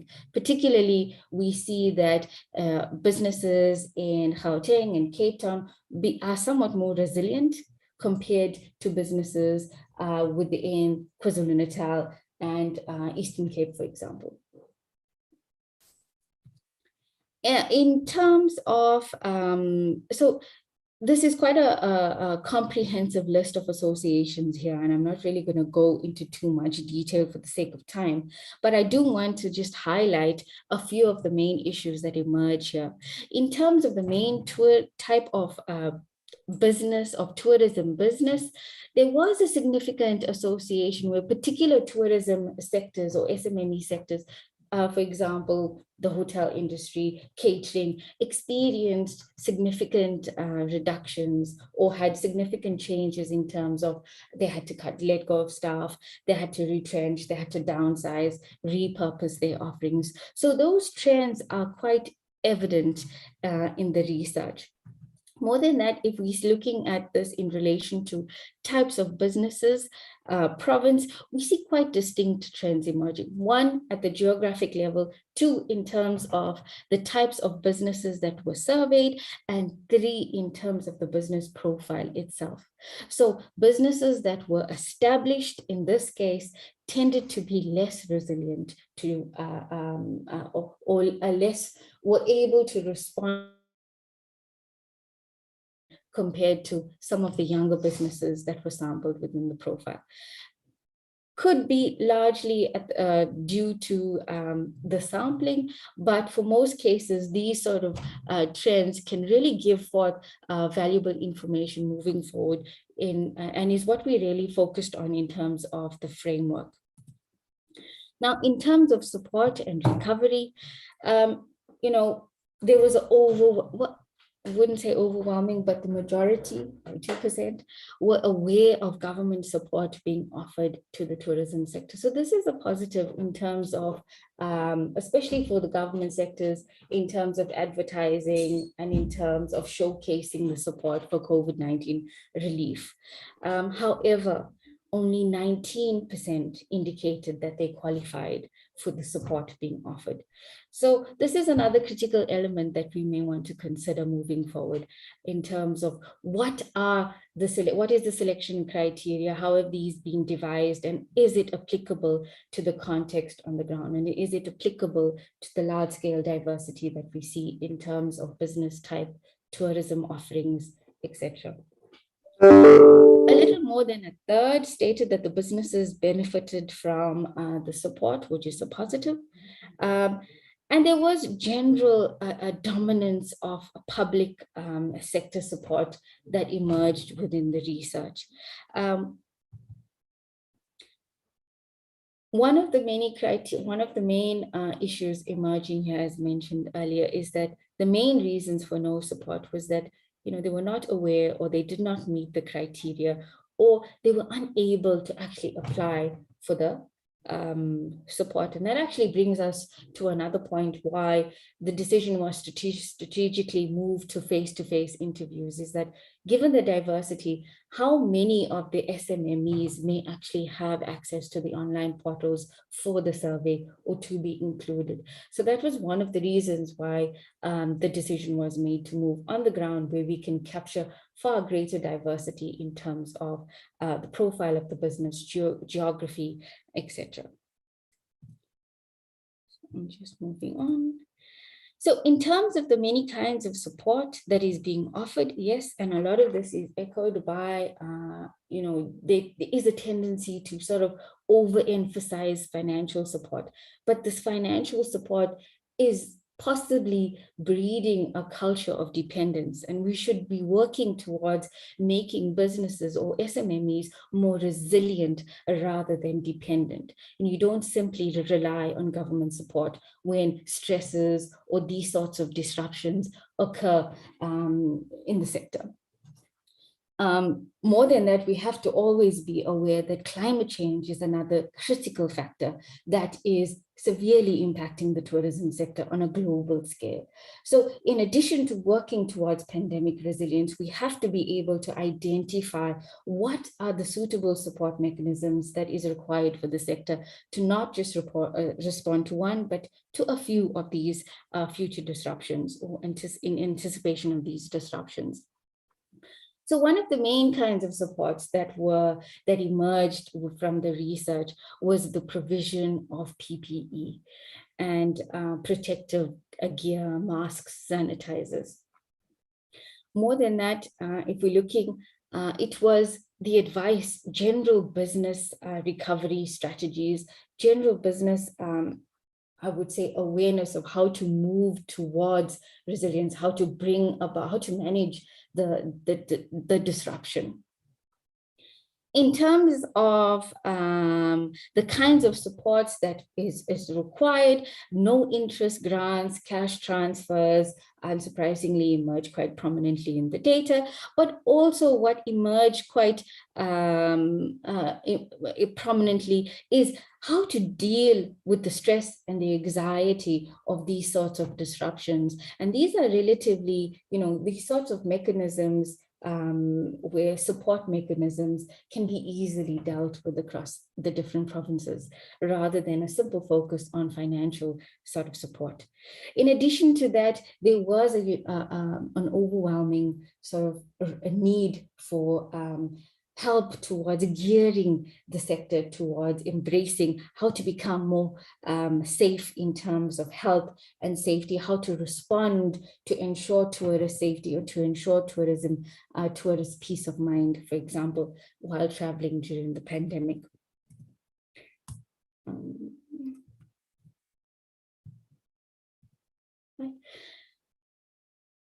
The research also probed on what could be some of the aspects that businesses could do to quickly recover from COVID-19 impacts.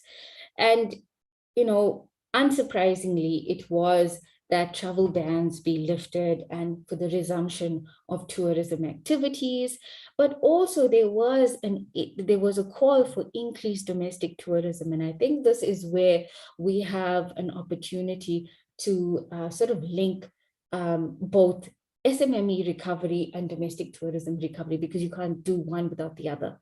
And, having stimulating domestic tourism demand in this context might be more sustainable than simply relying on your international tourists to almost be the main contributor to growth and to the sector. So establishing a very bold or a big local tourist demand might be more sustainable as we're moving forward. In terms of other related impacts, it's about how we profile our attractions and how these recreational facilities become operational and active within the context of the pandemic.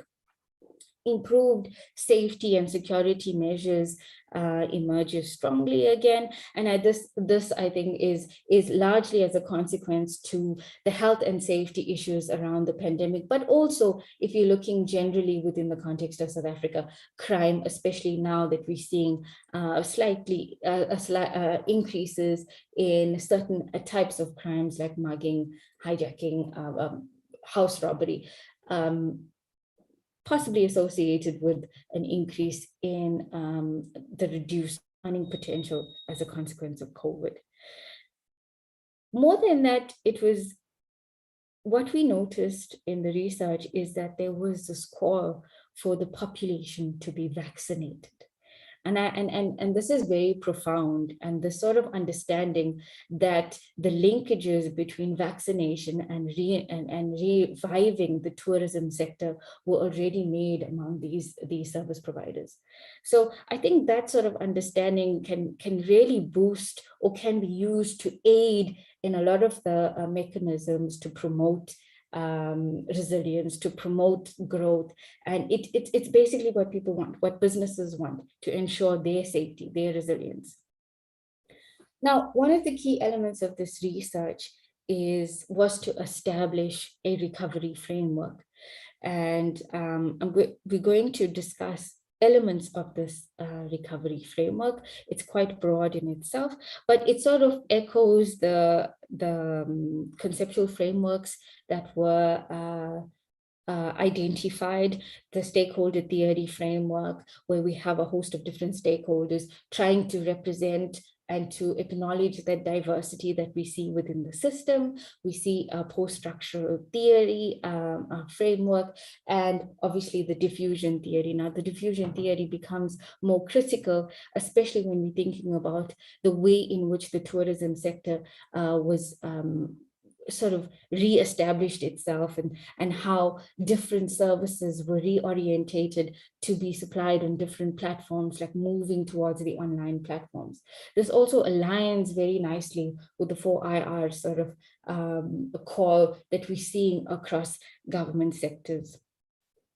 One of the key issues, or some of the key issues in establishing this framework, was that, we already have a South African, the economic growth strategy. We already have the South African tourism recovery strategy. And one of the key elements of this framework is that we simply add on and we work from what we have. There are a number of programs that have been instituted. There's a number of sort of strategies that have been publicized in our response to COVID-19. And we're not saying go and reinvent the wheel. We already have these strategies in place. It's about strategically aligning goals to suit what is already in operation.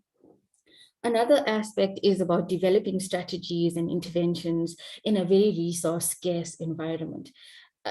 Our economic slump happened prior to COVID-19, and COVID-19, the pandemic, just simply, it accentuated or exacerbated the impacts of that economic slump. And resources are hard to come by. So we've got to be very creative about how we use existing resources, but more importantly, how do we tap into alternate resource bases to give the sectors what they need without that financial dependencies. So dependencies on public funds is simply not feasible, and that's not what we're advocating in this framework. We are saying we must be more creative and look towards providing individual different types of support. And that's sort of, if you're thinking about what was requested from the SMME sectors, things like helping them cope with the stress and anxiety, things like helping them cope with general business admin and administration, building people's understanding of business operations, those kinds of elements that support that training can be, can be done without the financial strain. So there are diverse impacts, and we found that the smallest businesses seem to be or are the most vulnerable, especially those with reduced number of reduced turnover. There is a need for a multi-stakeholder engagement. We have to bring in the various stakeholder groups, which is why, a key element of our research was focusing on the stakeholder theory.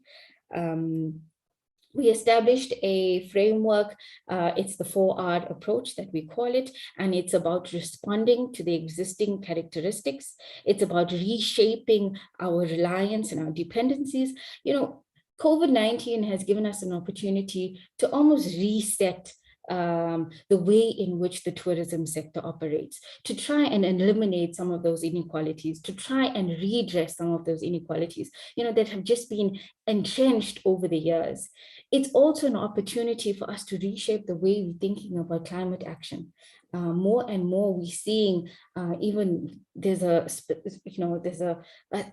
special forums that emerge for us to address climate-related issues, and very strategically we can address both multiple agendas within one framework.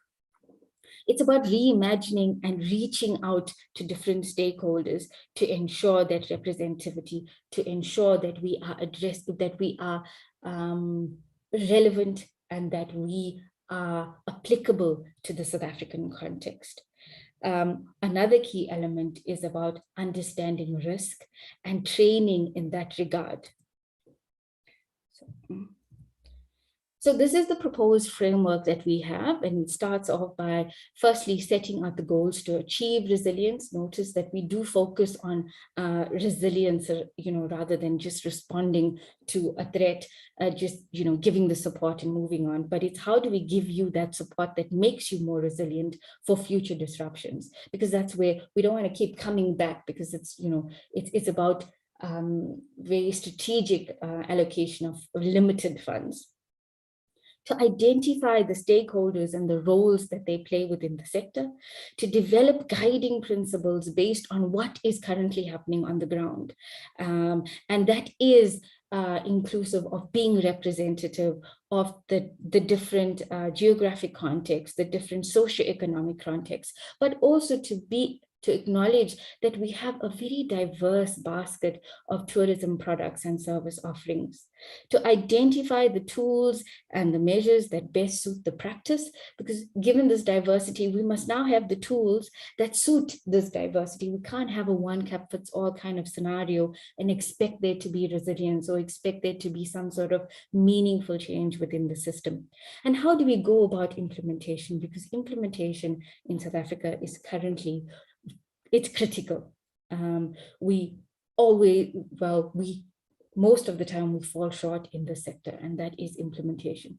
And part of our implementation strategy is to ensure that there is consistent monitoring and evaluation of impacts. It's not just about going in and saying, okay, this is how the program worked. It's about coming back, having mechanisms where there's a two-way flow of information. There's a two-way flow. If something is not working, how do we go about redressing it?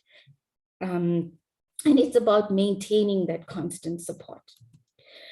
In keeping with our stakeholder sort of theory, we've identified the following key stakeholders for the SMME sector of our resilience strategy. And this is our public sector or government officials, the research institutions, training, education and training service providers. And I suppose this is where it becomes critical, and strategic collaborations such as these ones, and why we are here presenting this research at the moment, is really key to us understanding the South African context. Make these strategic links with the educators, with the researchers, because that's how we're going to get the current information. That's how we're going to understand the system better. It's about establishing linkages with potential funders and donors.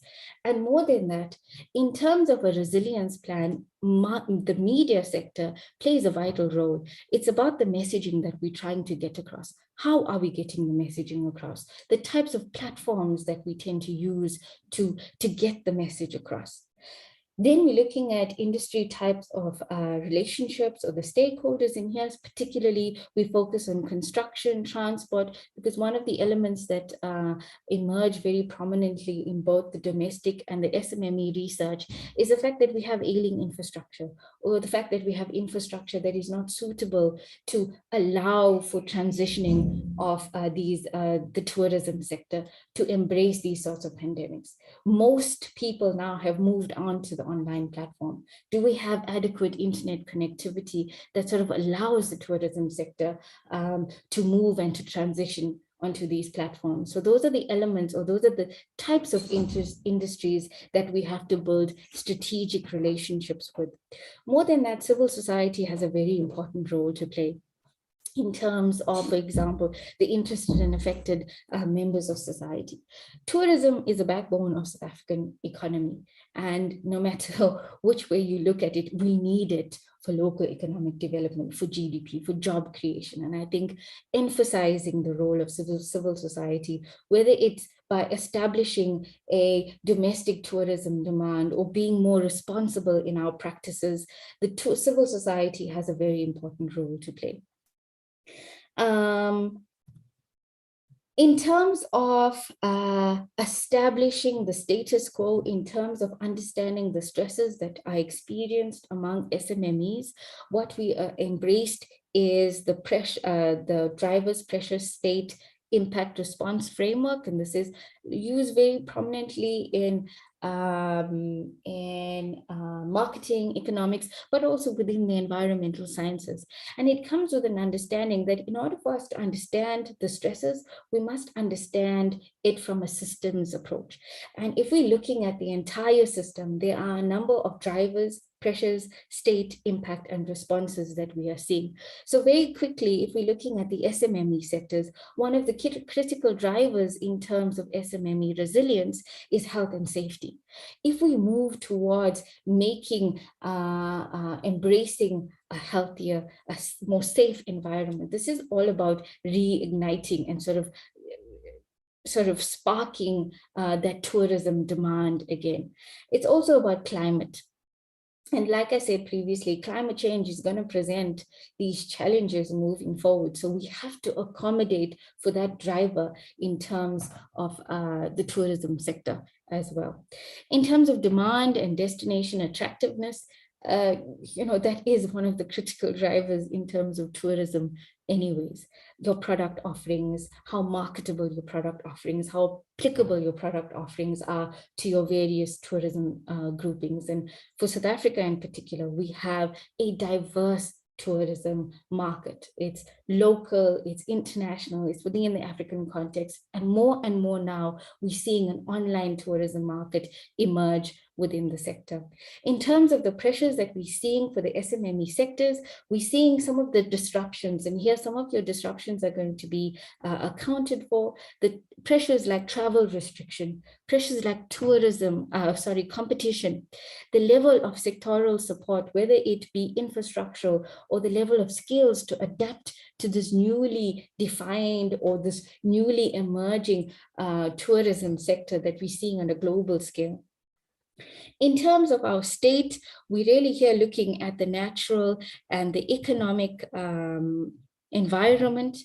We are mega biodiverse country, and ecotourism is a huge tourism offering that we have. And this is at a local scale and at a global scale. Pressures on that natural system, for example, is going to change that tourism demand. And we have to be aware of these impacts or these changes. So understanding the pressures, the drivers, and the responses from a systems approach is what we advocate in terms of building resilience going forward. Moving on, more than that, it's about how we make this information available. It's about building awareness within the sector. One of the critical things that emerged is that, we're only half of the population that's sampled were aware of the support available. It's telling that perhaps we need to try and reinvigorate our methods of awareness. Perhaps it needs to be more responsive to what is on the ground. And naturally, because of the diversity, it's very difficult in a pandemic setting to respond adequately. But now we're not responding so much so in that pandemic setting. It's about building a long-term awareness campaign. And in that long-term awareness campaign, we have to be aware that there are very diverse groups that we need to account for. So we've got to think about things like the message design. How do we say this message? What messaging are we putting across? Are we creating alarm? Are we giving people a sense of comfort? Or are we simply repurposing old information that's really not applicable? So we've got to be very strategic about our message selection, the design, and also how we're going to be reporting or how we're going to be disseminating that information. We can't only rely on online or word of mouth type of platforms. There, you have to speak to the different groupings that characterize the system. It's about targeting tourism SMMEs using appropriate media platforms. And it is also about the language and the tone that we use. And Prof. Bob earlier mentioned the importance of tone, and we sort of echo that, tone is very important, especially now when we have the state of panic. We have the state of how do we respond, the state of emergency kind of thinking. The key messages and the key experts are to be designed in consultation with the different stakeholders. And that's what we're taking from here. How we get this across must be a consultative approach. More than that, in terms of understanding the system, we adopted something called the PESTEL model. And this PESTEL model recognizes that within the SMME sector, there's the external environment and there's the internal environment. And understanding the stresses from the external environment, that, if there's a sudden trade embargo on South Africa, that's your external environment, but it's going to affect your SMMEs at the local level. So understanding that there are external and internal influences to the SMME sector is key in how we profile and how we manage and mitigate the risk of going forward.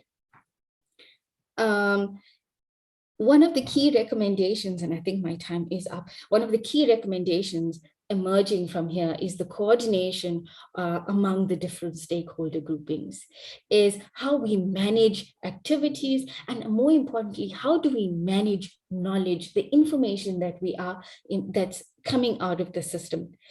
We don't want to create a scenario where you are projecting this all doom and gloom type of future.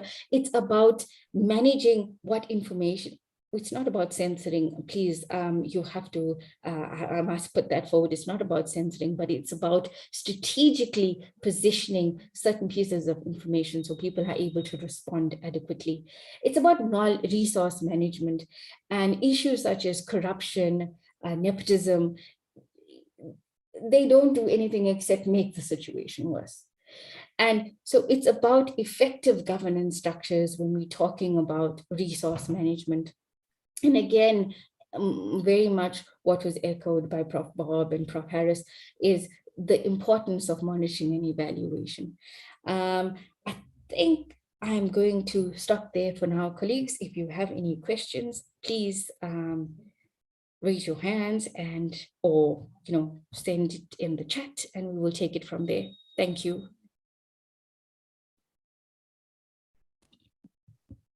Thank you very much, Dr. Suveshni Munyan. It's not time for questions yet. Thank you very much for a good presentation, well presented, linking up to the domestic tourism demand.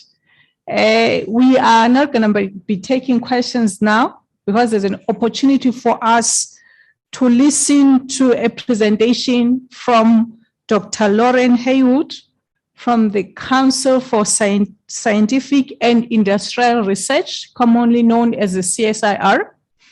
Her presentation looks at the transformation of the South African tourism value chain towards sustainable, resource efficient, and inclusive growth path post-COVID-19. So there are linkages between what she's going to be presenting with what you have already presented. And then after, we'll take questions from the audience and have some discussions. But there's nothing that stops the audience to post their questions on the chat box so that the researchers can quickly respond to them before we can even finish the presentation from Dr. Haywood. We are trying to set up from our side.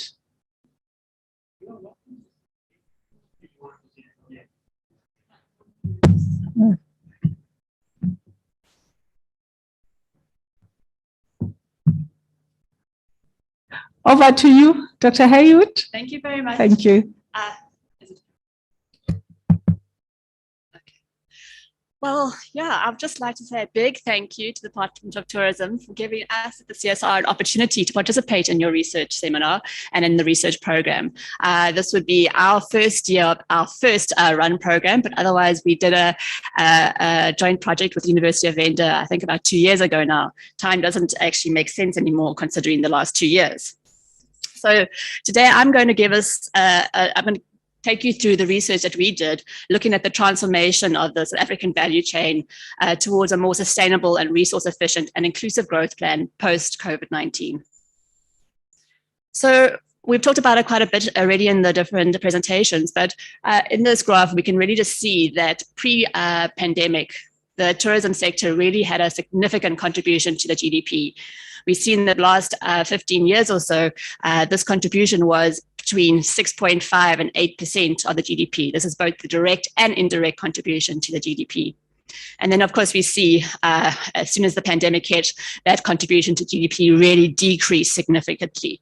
However, it is anticipated that as the COVID regulations start to decrease and the number of cases of COVID also start to decrease, that we're going to start seeing this increase in the GDP once again. But what's really important, the point I really want to make with regards to this is that such scale of economic activity really has significant impacts locally and globally in terms of environmental impacts. These being pollution and waste generated from tourism activities. There's been a depletion of natural resources such as water and energy, and of course land, as well as an increase in the greenhouse gases, which then obviously contributes towards climate change. And of course, we know that tourism is firmly entrenched in the global agenda for sustainable development. But in order to be able to meet these global challenges and targets, we really need to see that transformation in the tourism activities such that they are looking at low carbon efficiency, resource efficiency, as well as inclusivity. So in order to do this, we really need to see that the tourism value chain starts to shift. Specifically taking a life cycle approach where we can start identifying where in the tourism activities we can start having more influence into addressing sustainability. So as we've discussed also in numerous presentations, South Africa is really unique in that it has a huge diverse tourism industry. We see that there are lots of, what attracts tourists to South Africa are our unspoiled wilderness, our abundant wildlife, our rugged coastline, and of course our vibrant and distinct heritage. So what this really does kind of suggest to us is that the rural tourism value chain is really well positioned to look at transformation to more sustainable development. And this also is really well grounded in the rural tourism. Rural tourism is very well grounded in the development plans of South Africa. So by doing this transformation, it will help address those development plans, not only increasing the social economic opportunities from rural tourism, but also to reduce the impacts on the environment. So this leads me to the objectives of our research. There are 4 main objectives. I'm not sure that you can see them very well on the slide there, but firstly was to graphically map the rural tourism value chain. So this meant actually presenting the rural tourism value chains that create value, as well as the stakeholders or the enterprises that are associated with those activities. Once we have that, was to actually understand the interconnected relationships between the value chain activities and the enterprises, how they create value, as well as the relationships to the socioeconomic opportunities and the environmental impacts. Upon that, we were then going to look at the hotspot areas. These are basically priority areas within the value chain in which there are significant impacts on the environment and, of course, society. And then lastly was to develop broad intervention measures that will enable the transition of the rural tourism value chain. Just want to see that because your slides are not moving. Sorry about that.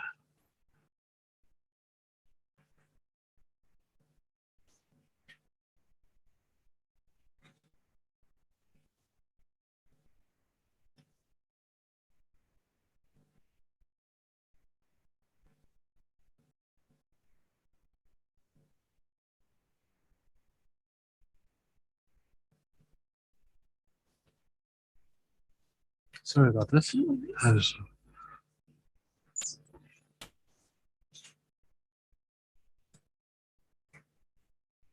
That's the current slide you're on now.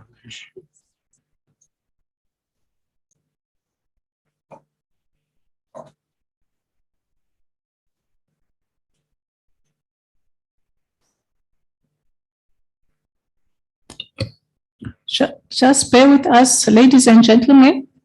There's just a technical glitch on our side. who are still with you?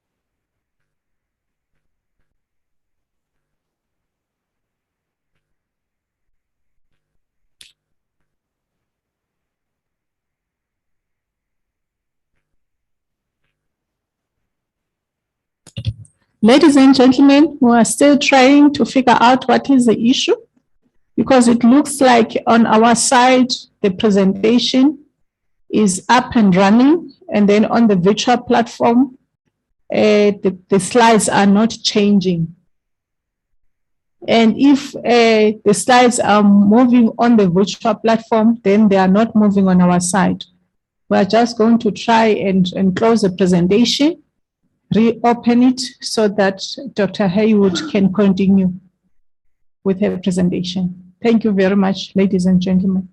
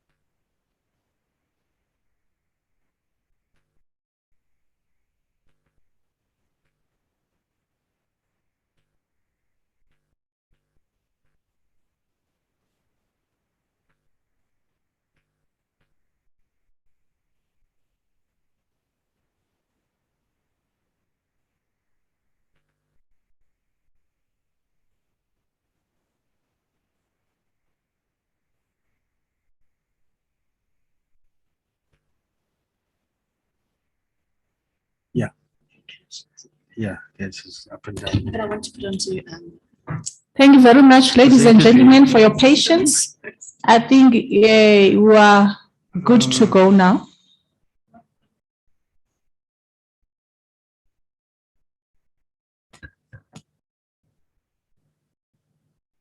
You were on presenters view, Nana.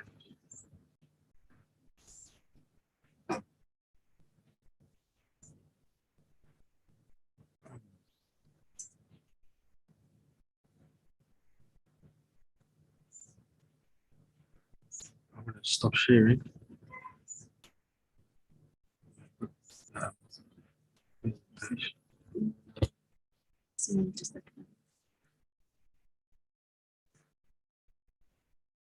That one, man.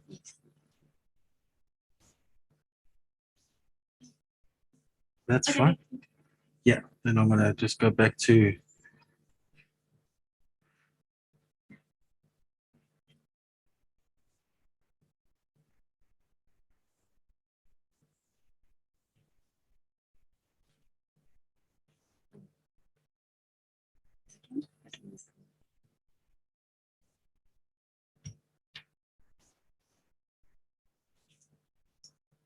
that's not the view you want, hey? Okay, let's just decrease the.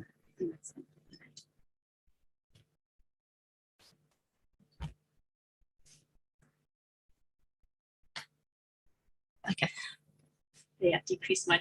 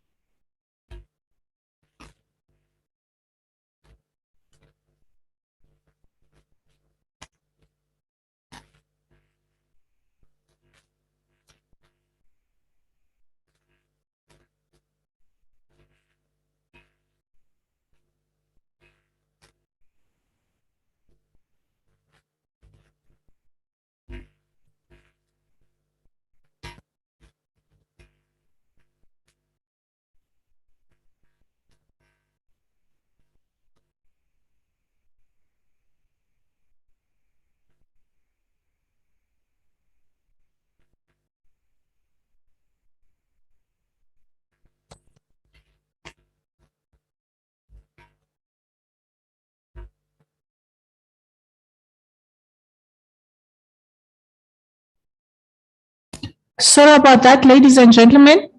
Dr. Haywood is back. Over to you.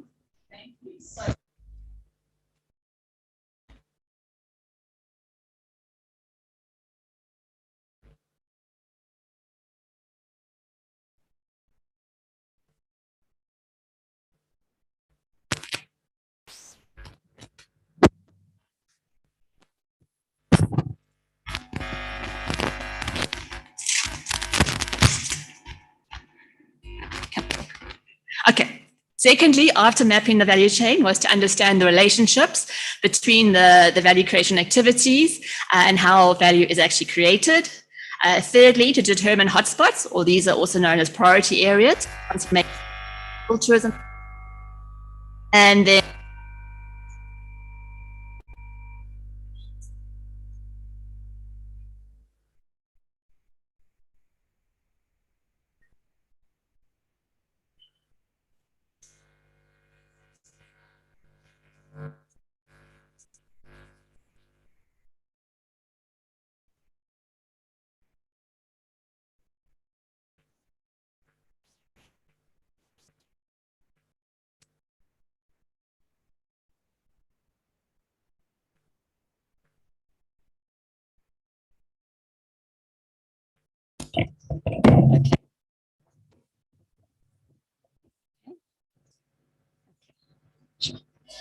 all right. So rural tourism, for the purpose of this study, falls into the categories of ecotourism, agritourism, and cultural and heritage type tourism. It was then for us to decide, well, in those different types of categories of rural tourism, what were the main activities that lead to value creation?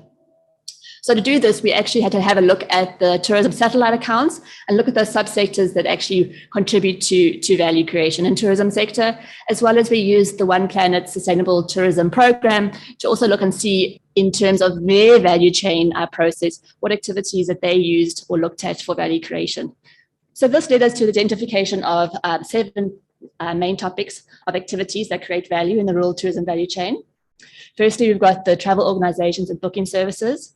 We've got transportation, we've got accommodation, food and beverage, creative industries, tourism assets, leisure tours and excursions, and then of course support services. Upon identification of those value creation activities, we then went about to identify the actual service providers that are involved in this. We looked at the primary rural tourism enterprises, these being the service providers that directly create value from the services they offer to tourists. The secondary rural tourism enterprises, these being the service providers that directly create value from their association with the primary tourism enterprises. And thirdly, there was looking at the supporting and enabling services to rural tourism. These are obviously indirect contributions to the basic infrastructure that support rural tourism. So it was not enough for us to really be able to identify what those rural tourism value creation activities was. It was for us to understand the complexity behind those relationships that create value and how value is created. So now that in this mode, you can't really see it that well, but the green blocks over there, they represent the primary rural tourism enterprises. And they have a very interconnected relationship. So their value creation is both directly and indirectly dependent on each other in order for that value to be created. The lighter orangey color there would be your secondary rural tourism enterprises, which have a direct relationship on the primary enterprises.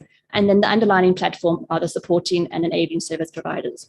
So just this shows the complexity and the interconnectedness between all of the service providers to create value. This little ring diagram here basically shows that in order for value to be created, there's a need for tourists and the need for the tourists to make use of the rural tourism enterprises in order for the value to get created and have social economic benefits. However, what's really important to understand here, so the blue represents the social economic benefits that will happen and the interconnected relationships that will lead to those benefits. But in doing so, as tourism density increases, so does its impact on the natural resources. So there needs to be a balance now between the socioeconomic gain from tourism as well as the environmental resources upon which the actual tourism sector is based on. So once we had mapped the rural tourism value chain, we then looked at understanding the life cycles associated with each of those activities. So a life cycle inventory is a tool that we used that enables the systematic identification of the environmental and social economic impacts of each service that's provided by the tourism enterprises. So to do this, the project team looked at three basic aspects. So for each rural tourism activity, we then identified all the sub-activities associated with each activity. With those sub-activities, we looked at the environmental and the social aspects that are associated with each sub-activity. And then we identified the environmental impacts that result from that aspects, the aspects that are required for the sub-activities. Once we had that was numerous and a lot of data that basically was our primary data from which we conducted the rest of the research. The next was for us to undertake a hotspot analysis. Unfortunately, we couldn't undertake a traditional hotspot analysis because we had severe limitations, and most of those limitations were around data. So for the rural tourism value chain, we needed data specifically relating to rural tourists and their traveling and where they travel to. However, such information doesn't necessarily exist. Also, there was no information that specifically relates to the natural resources that tourists and rural tourists use. So in order to proceed with this, we made use of secondary data. And the secondary data we took from Tourism SA, Department of Tourism, Stats SA, and we had to use that data to make estimates in relation to rural tourism activities. However, it turned out quite well, and this enabled us to identify 7 key hotspots in that rural tourism value chain. These being, remember, hotspots being areas where there are significant environmental impacts. So the hotspots include GHG emissions from vehicles traveling to and from rural areas and around the rural areas, the use of energy in rural tourism products, the sourcing of food and beverages for rural tourism products, specifically in food and beverage, the food waste specifically in rural accommodations in association with the food and beverages that they provide, the lack of capacity in the waste infrastructure, specifically with regards to the removal and disposal of solid and hazardous waste, and of course the water use in rural areas, since water is a very scarce commodity in this country, and the unsustainable harvesting of natural resources. So this table just gives you a brief understanding of just those environmental aspects down the column down this way, and how these associate with the activities in the rural tourism value chain. Next, we looked at those interventions that we could address those hotspots.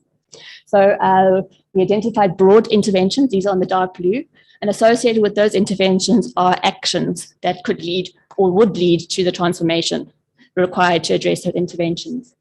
Associated with these interventions, we've also identified SMME opportunities that not necessarily linked to the actual rural tourism themselves, but activities that could sit out of the tourism and support this transformation. So the first one is green transformation options for rural tourism. Actions that would address this would be the increase in the share of hybrid and electric cars in the rental pool. Also, we need to encourage ride sharing within, to and from rural destinations.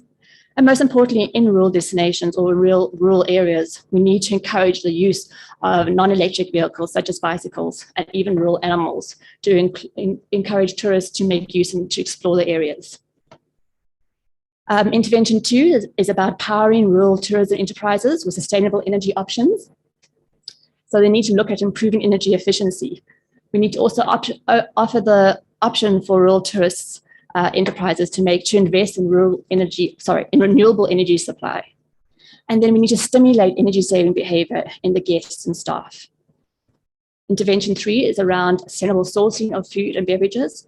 We really need to encourage rural enterprises to buy local, in that way supporting the local economy, also to grow their own partnerships between themselves and the suppliers, and then also to prioritize the sustainable production of food. So only to procure food that meets sustainable criteria. Intervention 4 is around reducing the food waste. So some of the actions to that would be buy local and ensure fresh food, and also to buy only the quantity that is needed. To train staff on food waste management and food safety, and to establish local partnerships to support alternatives to sending food waste to the bin. In Intervention 5, it is around waste prevention and management by rural tourism enterprises. So we really need to ensure and encourage rural enterprises to eliminate the use of single-use plastic. We need to also prevent untreated wastewater and sewage water from entering in water bodies. We need to establish partnerships in recycling of waste. And of course, then there is to compost our organic waste. In saving water by rural tourism enterprises, that'll be Intervention 6, we need to look at opportunities to harvest rainwater, to encourage rural tourism enterprises to make use of water-saving devices, and to also encourage the recycling and reuse of water. In Intervention 7, the last of the interventions, is around sustainable harvesting of natural resources, specifically for curios. We need to encourage once natural resources such as wood has been cut down, the replanting of the harvested species and some of the trees in the area. We need to limit the collection of dead wood, and we need to look at limit the volume of natural clay and other minerals harvested from the environment. So this brings me to the conclusions and recommendations. So what we can really see and what I showed you in terms of the connectivities is that rural tourism creation is definitely systemic in its nature, and is systemic in terms of its social and economic implications. Therefore, in order to address the transformation along the value chain, it also needs a systemic relationship. So we identified interventions from taking a systemic approach, to addressing the transformation. And if we take that into account, we will ensure the transformation of the rural tourism value chain, such that it grows post-COVID and is sustainable, resource efficient, and inclusive. Interventions we proposed can be undertaken immediately by the rural tourism enterprises themselves, but it is understood that in most instances, there's going to need to be initiatives and partnerships between the actual enterprises themselves and the supporting and enabling stakeholders. And moving forward, it is really suggested that a roadmap or framework be developed that will enable, or in connection or in conjunction with key tourism stakeholders, so that they can make these interventions a reality. Thank you. Thank you very much, Dr. Haywood. We have an opportunity, colleagues, to take your questions. It could be via the online platform or at the venue. Let's start with the online platform. Any questions from the audience?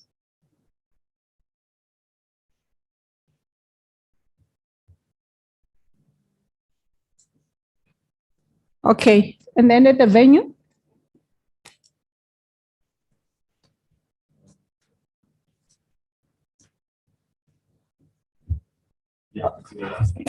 Okay, Mr. Matibel, please go ahead. Okay. Thank you, Dr. Haywood. My name is Matibel Amanke. I'm responsible for tourism BE and of course transformation in working for the Department of Tourism. Well, I take an interest in your research as it's mainly around transformation and of course inclusive economy. But if perhaps if you can just highlight, you know, the key drivers that you'll think that are going to help us to push transformation, for transformation to move rapidly. Thank you.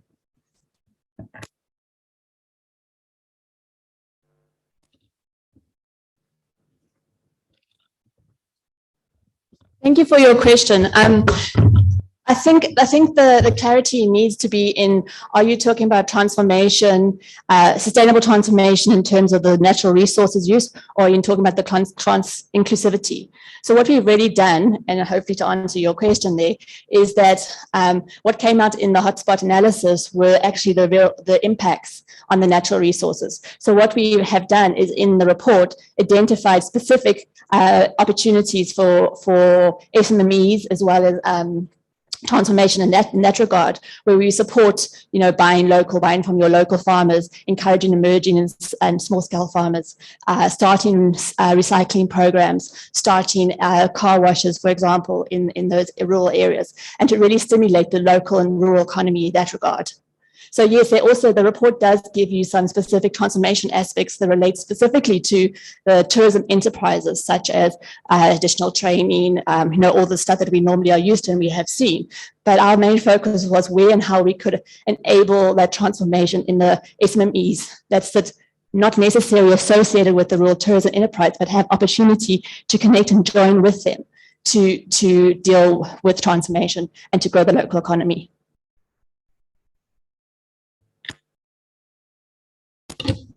Thank you very much, Dr. Haywood, for your response. I think that also becomes key for us is to determine linkages between the value creation that we have established for rural tourism and see how best we can use that to reignite domestic tourism within the SMME sector. That is very important.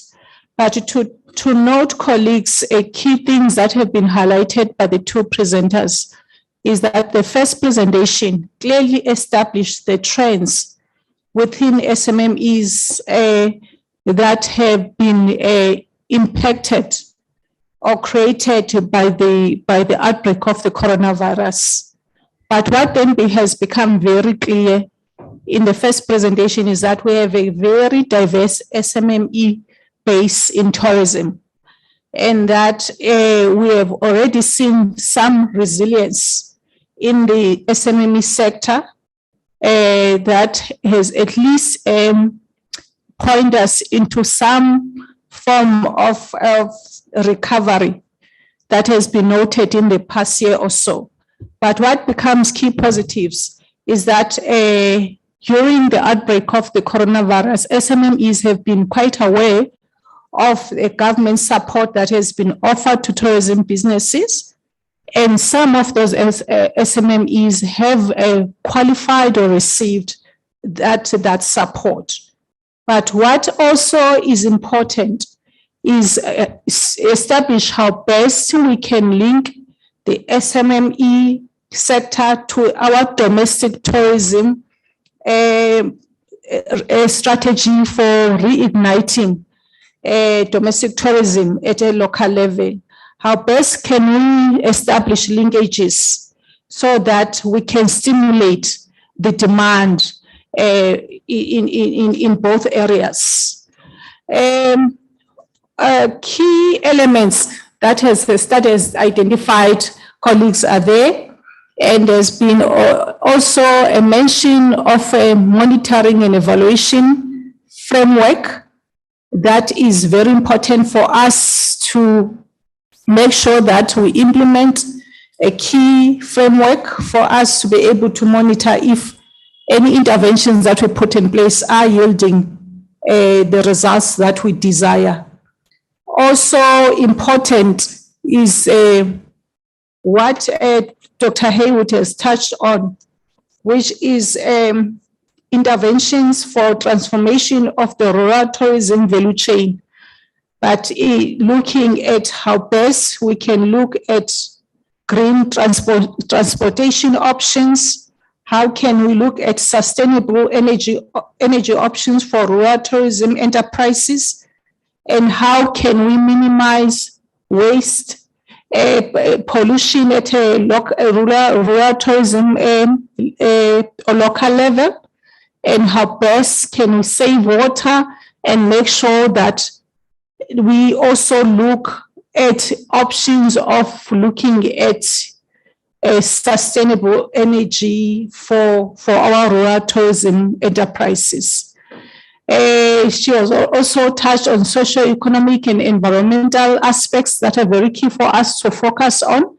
And then we will then see how best we can link the two studies so that there are clear interventions for us as a tourism sector to implement, whether those interventions are at a broad domestic level targeting SMMEs, or they become targeted interventions for rural tourism enterprises.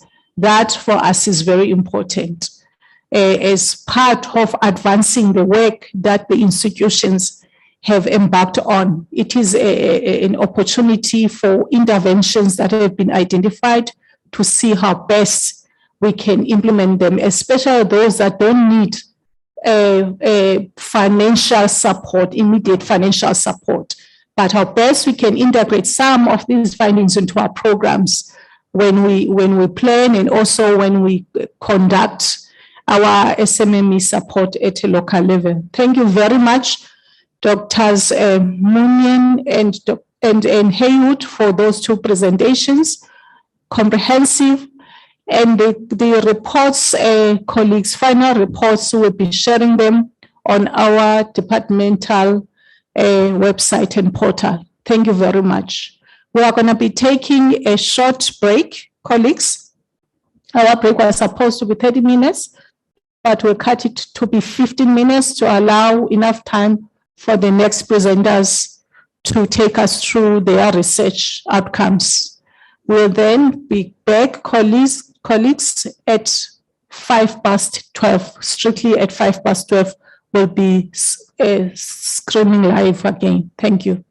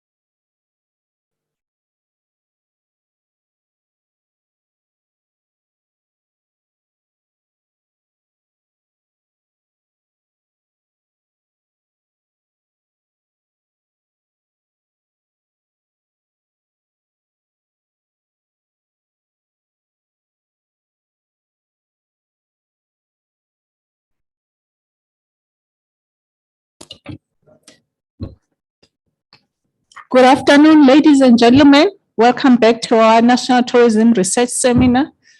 We are going to be taking you through our second session, mainly with two presentations from three institutions. The first presentation is a co-presentation from Professor Elmarie Slabet from Northwest University and Dr. Gift Dafulea from University of Venda. They will be taking us through South African tourism sector demand and supply, mainly looking at towards a post-COVID-19 resilience. So this is a collaboration between the two institutions. And we, as a Department of Tourism, we encourage collaborations, we encourage linkages, because there's a value in doing that. You tapping into skills from two or three institutions. We won't probably even have those institutions from those skills from one institution. Over to you, Prof. Slabet and Dr. Dafule. Thank you so much, Program Director. It's indeed a privilege for us to be here this afternoon. For us, it's also a first being from Northwest University to present at this seminar. So we are very excited about this project. And we also had the privilege then to work with the University of Venda and to pool our efforts. As you say, if you can pool the skills and the knowledge, you actually gain a lot more from the research. So thank you for the opportunity in sharing with you today the results of our research project that focus on the resilience of the tourism industry. Now, we had many presentations this morning that also alluded to the fact that resilience is now very important. And I think this specific presentation is going to show you the how. How can we actually get to that, and how can we do this effectively? Colleagues, this is no news for us, but we all know that the tourism industry is definitely a viable vector for sustainable socioeconomic development, especially on the African continent, due to its integrative nature and also its value chain, and its multiplier effect. So the effect of COVID-19 is clearly visible on our industry, with arrivals, with arrivals to Africa that contracted by 74% in 2021 and 78% to South Africa in 2021. So we are all asking the same question at this point in time. How do we move forward as soon as possible, as safe as possible, and also as effective as possible? And I think even beyond that, colleagues, it's important that we look at how do we improve our resilience of the tourism industry in this process moving forward. I think we are definitely in unfamiliar territory. I mean, as an academic, we all go back to textbooks. There's no textbook for the type of effect that we have experienced in the last 2 years. We don't have textbooks answers. And that's why this research is also very important. All the presentations that we've seen this morning. Yes, we can look at other countries and what they are doing and how they are managing COVID. But I think South Africa is also unique in a certain sense. And it might have certain unique factors that will influence our resilience going forward. So we started off with a lot of discussions when we did this research, how are we going to correct where we currently are? And I think our optimal idea is that we need to attract the optimal number of international tourists, but also optimize our domestic tourist market. And we heard that this morning. And for us, that is actually resilience, where there's a good balance between domestic tourists and international tourists. But colleagues, we do realize that there's a timeline to this recovery. And with everything that's happening, we also realize that it might take a little bit longer to recover because maybe of new variants. The vaccine rollout that is maybe moving slowly. We do have concerned travelers. We need to take that into account. We need to take account of social distancing in our tourism products, capacity of venues, etc., etc. So we need to be very smart in how we move forward. Now, I think by this point in time, and I've done a few interviews on this, we realize, and I think everyone realized, the importance of the tourism industry. in our economy. I think it's also important that we really realize that this industry is an economic, a social, as well as a cultural asset to this country. And that's why we need to focus on resilience moving forward. As part of the research, I think it was important for us to also go back and to view where were we pre-COVID. I mean, tourism was doing well, but what was the actual numbers? And we started off with a trend analysis on international tourism as well as domestic tourism, just to get an idea, what was the pre-COVID picture? We all know the devastating effect of COVID, but what was the pre-COVID picture? And there's a lot of information on this slide. I just want to highlight one or two things that's important here. This was done from the research of Statistics South Africa, as also South African tourism. And we also realized when we analyzed this data that methodology has changed in these studies, and that influenced also the data that we see here today. But if you look at an international front, colleagues, we can see that over a period of 5 years, it was evident that African markets were spending less and other overseas markets were spending more. We also realized that, yes, there was growth, but there was a slowdown in the general growth patterns of arrivals to South Africa. And the importance of South Africa as a holiday destination clearly came out of this trend analysis. So we realized that even pre-COVID, we still had some work to do in order to focus on the resilience of this tourism industry. It's not because of COVID that's there that we now need to be resilient. We also had those problems before COVID. If we look at the domestic market and we're reviewing that, we definitely saw that there were more day trips taken than overnight. We also saw since 2017 that domestic tourists slowly started to spend more during their holidays. But visiting friends and family remains important, and also they travel for leisure. And overnight trips, colleagues, for domestic tourists between 2 and 4 nights. So that's a long weekend. That's something that we need to work on. And then all of this came to a halt with COVID. And I think one thing that we realized is that COVID changed tourist preferences. And that's why this model is so important that we're going to introduce to you today. There you see the effect, and you can also see growth, the slowdown of the growth, and then we hit COVID, right? And now we start almost all over again from where we were. So our idea with this research and the task that we had to do is we had to develop a tourism resilience model, and that was a challenge. But we love challenges, no gifts. So we took on this challenge and we ran with it and came up with a model that I think can work for us. In terms of research methodology, just a short overview, colleagues, we started with a desktop review where we looked at all the current research that's available in tourism, resilience models, etc., etc. We realized from the desktop review, and this was very interesting, that we did not see any resilience model that was driven by data. So we saw a lot of frameworks, we saw a lot of ideas, but nothing where data is actually included in the model that then direct decisions. So this was a red light for us because you need data in order to make certain decisions.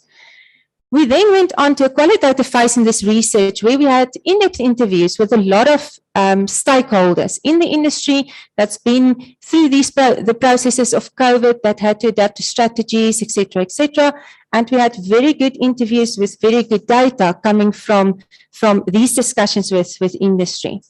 We also asked the opinion on how do they see the tourism industry becoming more resilient and moving forward. So that really gave us some significant insights. Added to that, we then decided that we need to do quantitative research in order to test this model. So since we did not have any access to international travelers, we went the online route for the distribution of the questionnaires. And we distributed the questionnaires on MTurk, and we received over 500 responses for this specific part of the study. It's a two-phase model. You will see that the first phase of the model was based on econometric modeling, and the second phase of the model is then dealing with mediation analysis. And in both these phases, we can see different decisions taken and the influence of certain factors. So our first phase is what we call from response to recovery. And I now give over to Dr. Gift to share with us the first phase of this research.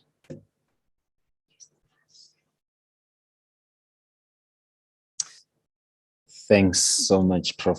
Elmarie. And good afternoon, everyone.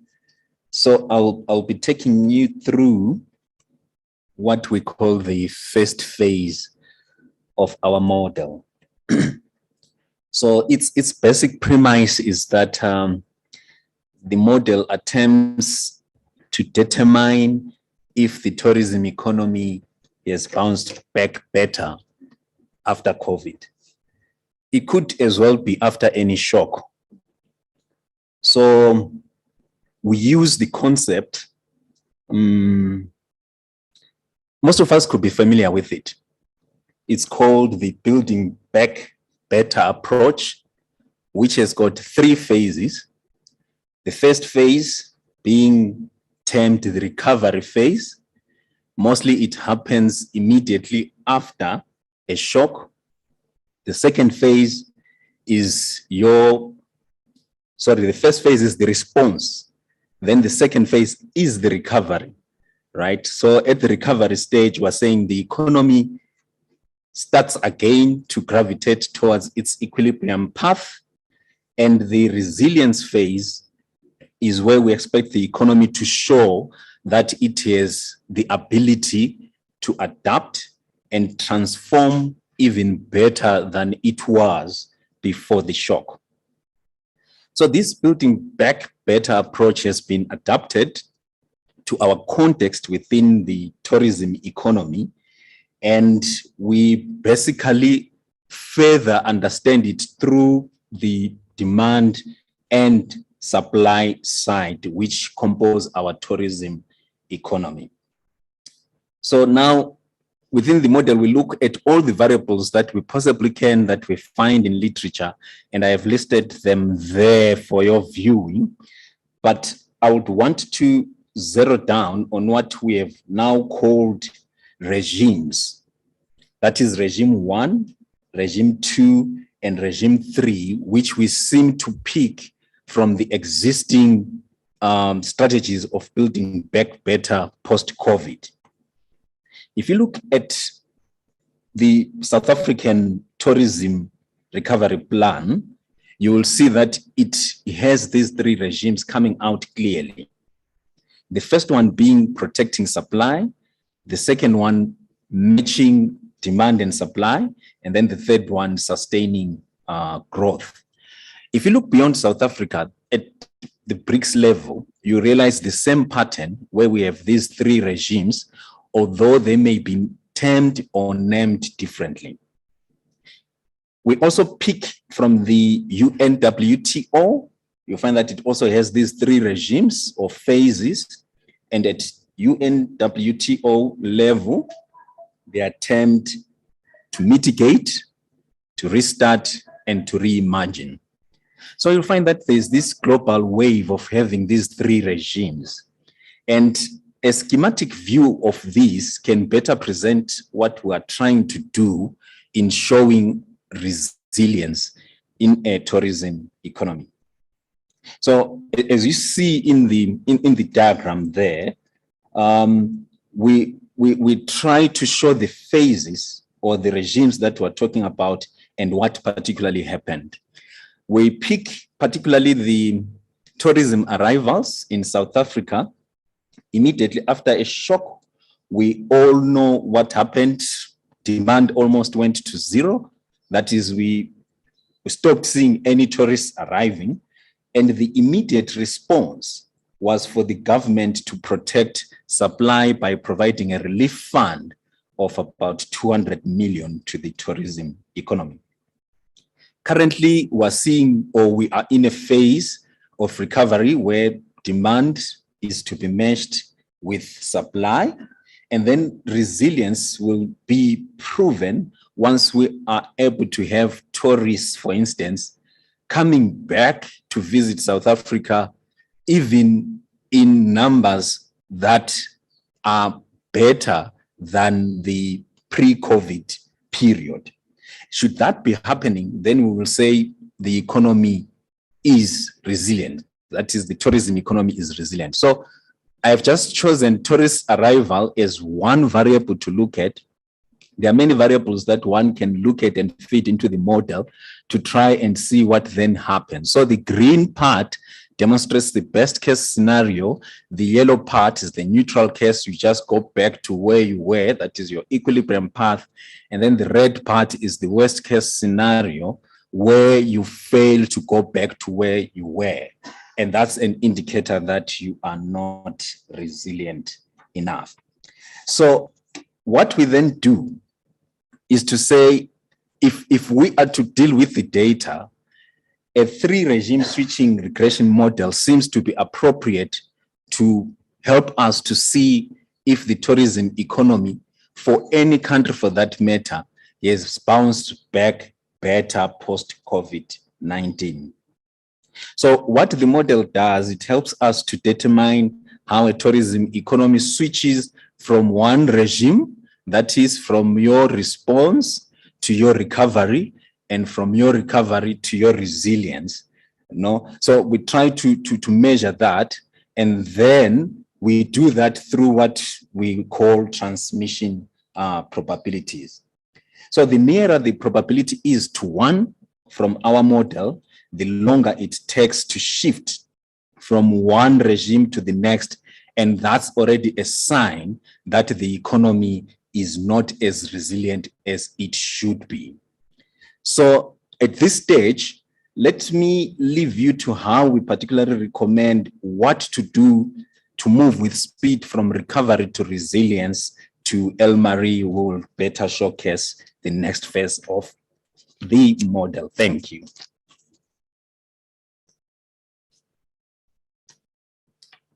Thank you so much, Gift.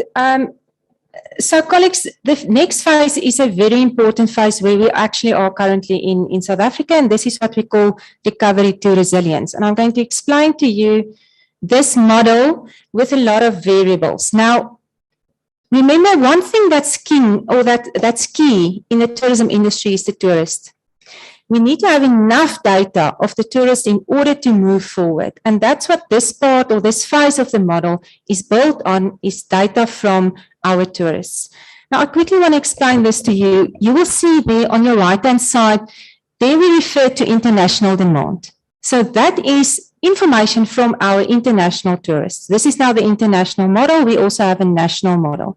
So if you want to attract tourists, we need to know what are their push travel motives. So do they want to come, or they want to travel to relax? Do they want to visit family or friends or family? Do they want to visit nature attractions? So there needs to be something that encourages them to travel. But besides that, they also need to be interested in South Africa as a tourism destination.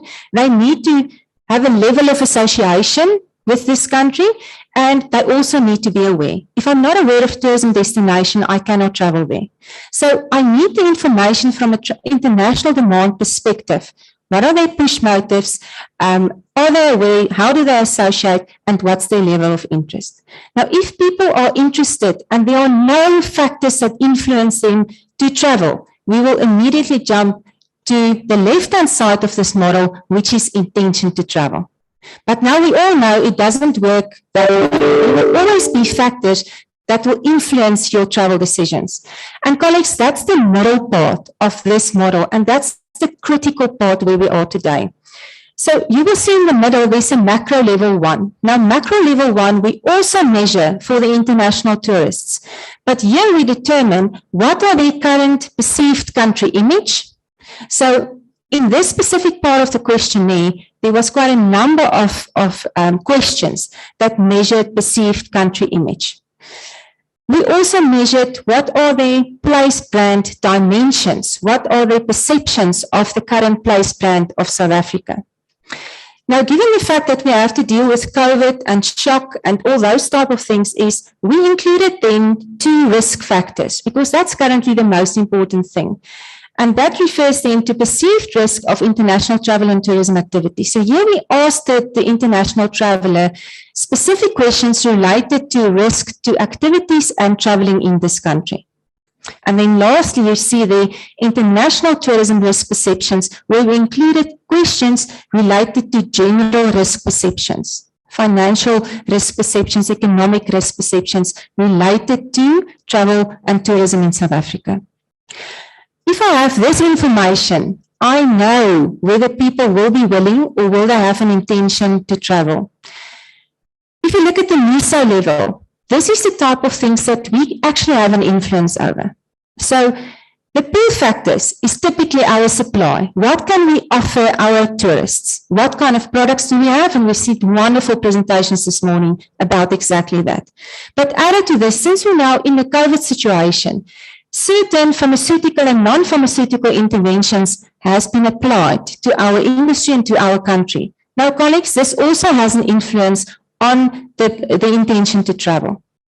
So it's not just about, I want to travel anymore. I now need to look at risks. I now need to look at the image, and all of that then influence my end result, the intention to travel.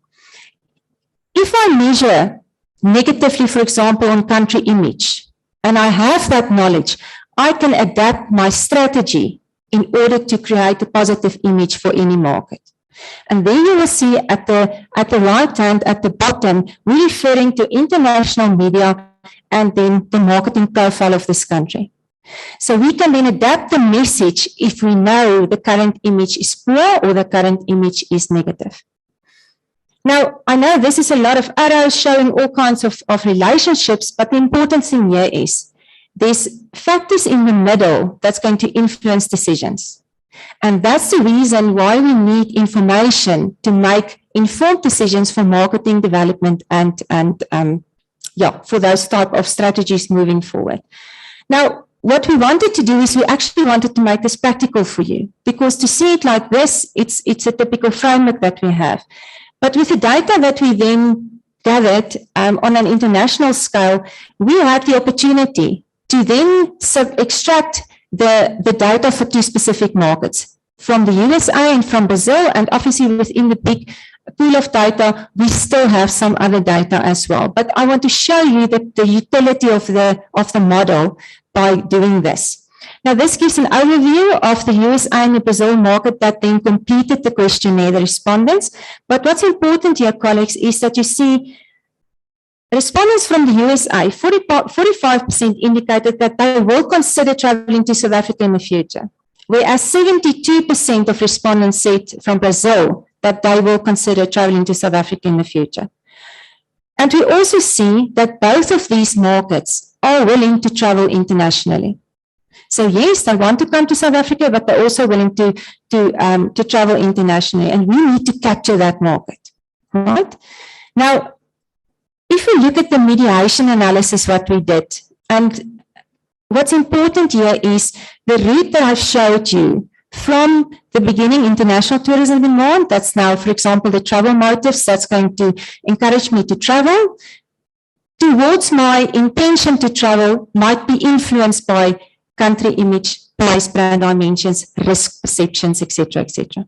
So what we've done here is to show you, is there actually an effect and does it make a difference? So in the mediation analysis, colleagues, and I've just pulled up the percentages here, it shows that the effect of travel motives on travel intentions through country image is 49%. So there's a partial mediation. Now, what does it mean to us? It means that if you look at the USA market, their travel motives is not enough to get them to South Africa. The country image has a direct influence on that decision. So we need to look at what do we advertise, what do we put in marketing to utilize this opportunity. If the image is poor, they're not going to travel. It doesn't matter how motivated they are. So you can see there for USA, a 49% effect through country image. For Brazil, a 48% effect through country image. If you look at brand equity, also through country image, you see a 52%, but On the Brazil side, at 23%. Now, what does 23 mean? That actually means that the effect is very, very limited. It's actually not significant. So in this case, for Brazil, for example, brand equity is not going to influence, or a country image is not going to influence their decision traveling to South Africa. Can you see how important this data then becomes? Because we now know what type of message we need to set out there for which specific market.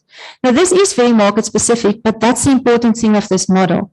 We need to create data that will help us in interpreting this correctly. So you can see the other percentages linked to that as well. A 55% effect of push travel motives on the travel intention via government resource international relations as a place brand dimension. So there's again an effect through that specific channel. Okay. Now, what do we do with this? If we take USA, for example, and what I've just explained to you now, the USA market perceptions of South Africa as we have the current data. As a welcoming country that provides for safety of citizens and visitors accounted for the 49% of the relationship between travel motives of tourists and their intention to travel to South Africa. But on the other hand, the Brazilian market perceptions of South Africa as having a global influential culture and also having a well-functioning infrastructure accounts for 38% of the relationship between travel motives of tourists and the intention to travel. Now, it might be at some point in time that you are doing quite a lot of marketing in a specific market, but that's not necessarily influencing their travel intentions. If they're really motivated, they will come to South Africa. Now, if I look at this specific model, this is a very small piece of how we can actually practically use this, this model. This is very data-driven. So if we can get data in, for example, every 6 months or every 3 months on the specific source markets, we can then do mediation analysis and immediately determine what will influence their travel decisions. So we have direct data from each different source markets. This is the way that we can monitor the changes in the market. And colleagues, this is especially important now because we are in a flexible market and there are a lot of changes. We need to keep up to date with what the market is currently thinking about South Africa as a tourism destination, because that will influence our strategies. So it's definitely a flexible model that we can use in our current circumstances. But another benefit of this model is if, for example, something else happened and we have another shock or another type of event that's happening, we can then adapt the level in the model where we had non-pharmaceutical and pharmaceutical inventions. We can take that out and we can plug in new dimensions that then measure the new shock that we have. So that gives us adaptability in the model to actually not just react to COVID, but to react to any type of challenge that might come the way of the tourism industry. So that is where the value of this model lies. What we also realized in this whole process is that tourism resilience is a process. It is not an ad hoc activity. So from here on, we will have to manage this tourism industry with resilience in mind. And I think we will benefit from following such an approach. So just in conclusion, the two-phase model can definitely guide resilience, but on a continuous basis. And as a country, we need to be even more proactive in terms of the data that we get so that we can make informed decisions in terms of strategies moving forward. I think as a country currently, we have an advantage post-COVID with the open spaces, the type of tourism products that we have, and it's now time to utilize this advantage because competition is out there, but we have the product that we can show for that. What do we recommend? Obviously, colleagues, we recommend the application of this model, that we really try it for the next few months or years, and that we can get this data in because this is a decision support model. We can monitor what is going on. Big data is a very important concept in tourism. Big data allows us to make informed decisions. And this type of information that we need here is part of that big data gathering process.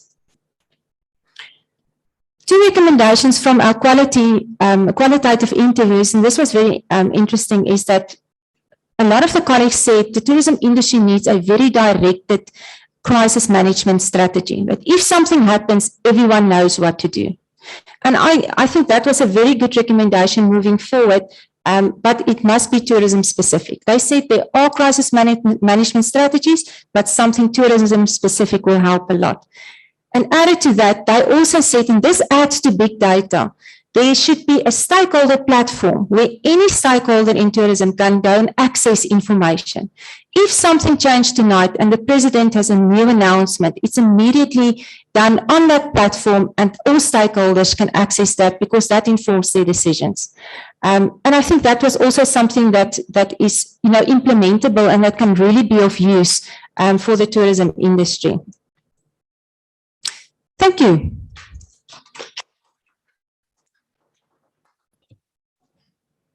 Thank you very much, Prof. and Doc. We appreciate your presentation. You have tried to simplify it so that we can really understand it, because we know models can be quite complex and difficult to understand. We appreciate the fact that it has been very simplified for us to understand. We won't take questions or comments from us now, but we'll give an opportunity to our next presenter to present their research outcomes. And we are quickly setting up for Professors Chris and Jane Rogertson from University of Johannesburg, where they will be taking us through their research project that they've conducted that looked at stimulating sector demand and supply through niche tourism, a case for rural tourism in selected provinces in South Africa. We are trying to quickly set up so that Professors Rogertson, Chris, and Jane, they are given a platform virtually to present their research outcomes.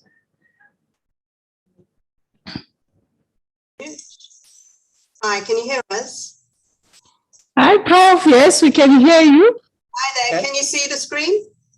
Not yet. We are still seeing our audience at the venue for now. It's visible on our side. All right. We just need to quickly check. You need to share your screen with us. Did you hit share screen? That's the thing. I did. Hit share screen.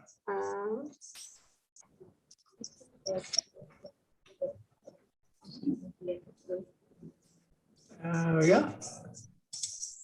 Can you see it? Yes. Yes, perfect. May I then hand over to you, professors? Okay, hold on a second. We're just getting Sure. Do you want to go logistics. this one? Do you want to go full thing? Full page, yeah. Okay. Just for our audience to note that the profiles of our presenters are on our e-booklet we had developed, and we have shared the link to the booklet on our chat box. We will share it again so that people can still go through our e-booklet and see what we have consolidated for this tourism research seminar, and also get more information on the speakers for today. Thank you very much, professors. Over to you. Thanks very much for that introduction. This is a UJ report on stimulating sector demand and supply through niche tourism development, the case of rural tourism in selected provinces, and we are presenting it, but it should be made clear that the results in this report are very much from a team of researchers based at UJ. The issues which we'll be discussing cross-cut a number of the themes which we've already heard today. We are going to be talking about rural tourism. We'll be cross-cutting with SMEs, COVID, and of course, issues of tourism recovery. Okay, as we are very well aware, the COVID pandemic is creating changes in consumer demands, and it's also necessitating a paradigm shift for research on tourist behavior and decision-making. It's evident that demand is intensifying for safe spaces where social distancing is possible, and this points to opportunities in alternative niche forms of tourism. In fact, as a result of risk perceptions surrounding COVID, the tourism sector is projected to see an expansion in various forms of special interest or niche travel, which will be driven primarily by the confidence of traveling in smaller groups and in a less risk-prone environment. Niche tourism can play an ever more vital role in South Africa. And it's an opportunity to investigate tourism offerings in which smaller scale, controlled and operated niche products can be established to satisfy the changing demands and needs of consumers. The pandemic underlies the importance of developing interventions that are targeted to the requirements of specific niches. And it's in that context that the UJ project seeks to address the above issues in respect of an enhanced understanding of tourism sector supply and demand issues in relation to niche tourism, with a focus on rural tourism in selected provinces as a case study. The aim of the study then is to examine how niche tourism may be leveraged as part of the tourism sector's recovery plan to rejuvenate supply and ignite demand in a post-COVID environment. And as I say, one specific niche, namely rural tourism, is under investigation. And the case study of rural tourism was guided by its prior recognition as important by the Department of Tourism, by its policy paper in 2012, and the fact that rural tourism was stressed in the report of the Portfolio Committee on Tourism towards the Transformation Charter in the tourism sector in the 13th of October, 2020. In terms of research design and approach, the following research tasks were undertaken to inform strategic interventions and project implementation regarding niche tourism supply and demand. On the demand side, we did desktop review of international policy best practice of rural tourism around the challenges of growing tourism in rural regions. International review then informs our understanding of the demand for such niche forms of tourism. On the supply side, the issues linked to rural tourism were undertaken through 70 interviews, which were undertaken with enterprises and local municipalities in 3 selected provinces, which were chosen in agreement with the Department of Tourism. The 3 selected provinces for case study analysis were Limpopo, Eastern Cape, and Mpumalanga. Okay, the structure of this presentation is the structure of the report. There is a rural tourism literature review. I'm going to present only select key findings. We'll move then to the 3 case studies, the key findings from those case studies, and then conclude with some project conclusions as a whole and some recommendations. In terms of our literature review, select key findings, 6 key themes of discussion are presented in the report. Defining the scope of rural tourism, progress in international rural tourism research, the evolution of rural tourism, the challenges of rural tourism development and of rural firms, specifically what's happening in rural tourism in the global south in terms of African perspectives, and then COVID and the demand for rural tourism. In terms of issues of definition of rural tourism, it's been argued for a number of years that a universal definition of rural tourism lacks consensus. But a variety of meanings can be attached to the terminology of rural tourism.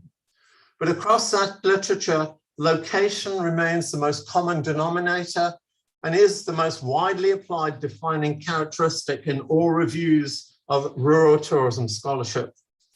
And according to Lane's work, which is one of the most cited, rural tourism should be located in rural areas, be functionally rural and rural in scale in respect to being anchored upon small-scale enterprises, traditional social structures, ways of life, agrarian economies, and natural settings.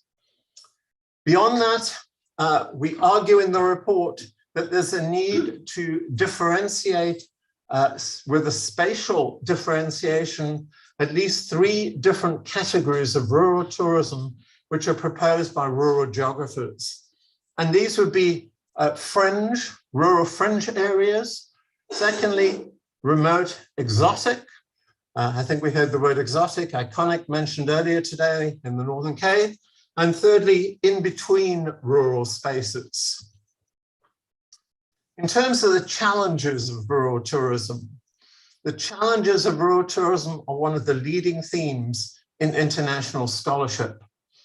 Rural areas rely on endogenous strategies which build on local resources and assets, particularly for the advance of rural tourism. But having said that, it must be understood that not all initiatives to promote rural tourism internationally have been a success in terms of building and catalyzing rural development opportunities. The essential foundations for the prospects of rural tourism, successful rural tourism, are issues of enhanced product and destination development in order to create well-coordinated, appealing and meaningful experiences, as well as development opportunities which maximize local endogenous resources, or what people describe as countryside capital.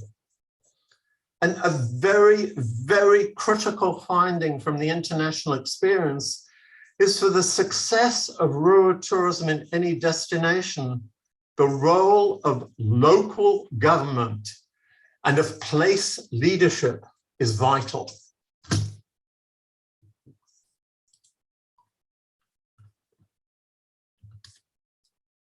And with that thing coming up, our screen is now frozen.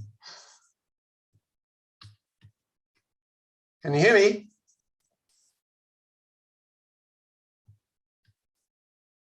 To assist. Sorry, something came up in terms of a questionnaire and it's now frozen our screen. We'll close it, Prof. Apologies for that. Okay. Are you good to go on your side? No, it's not moving. It's frozen. Shall we stop sharing and reshare? Shall we stop and go back? It was that questionnaire that came up that's done. Fine. You can close the presentation, Prof, please, and then open it again and reshare. Okay, fine. Hold on.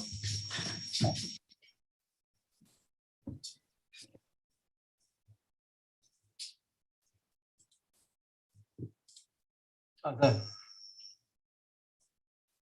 Maybe we can pick up from that. I don't know.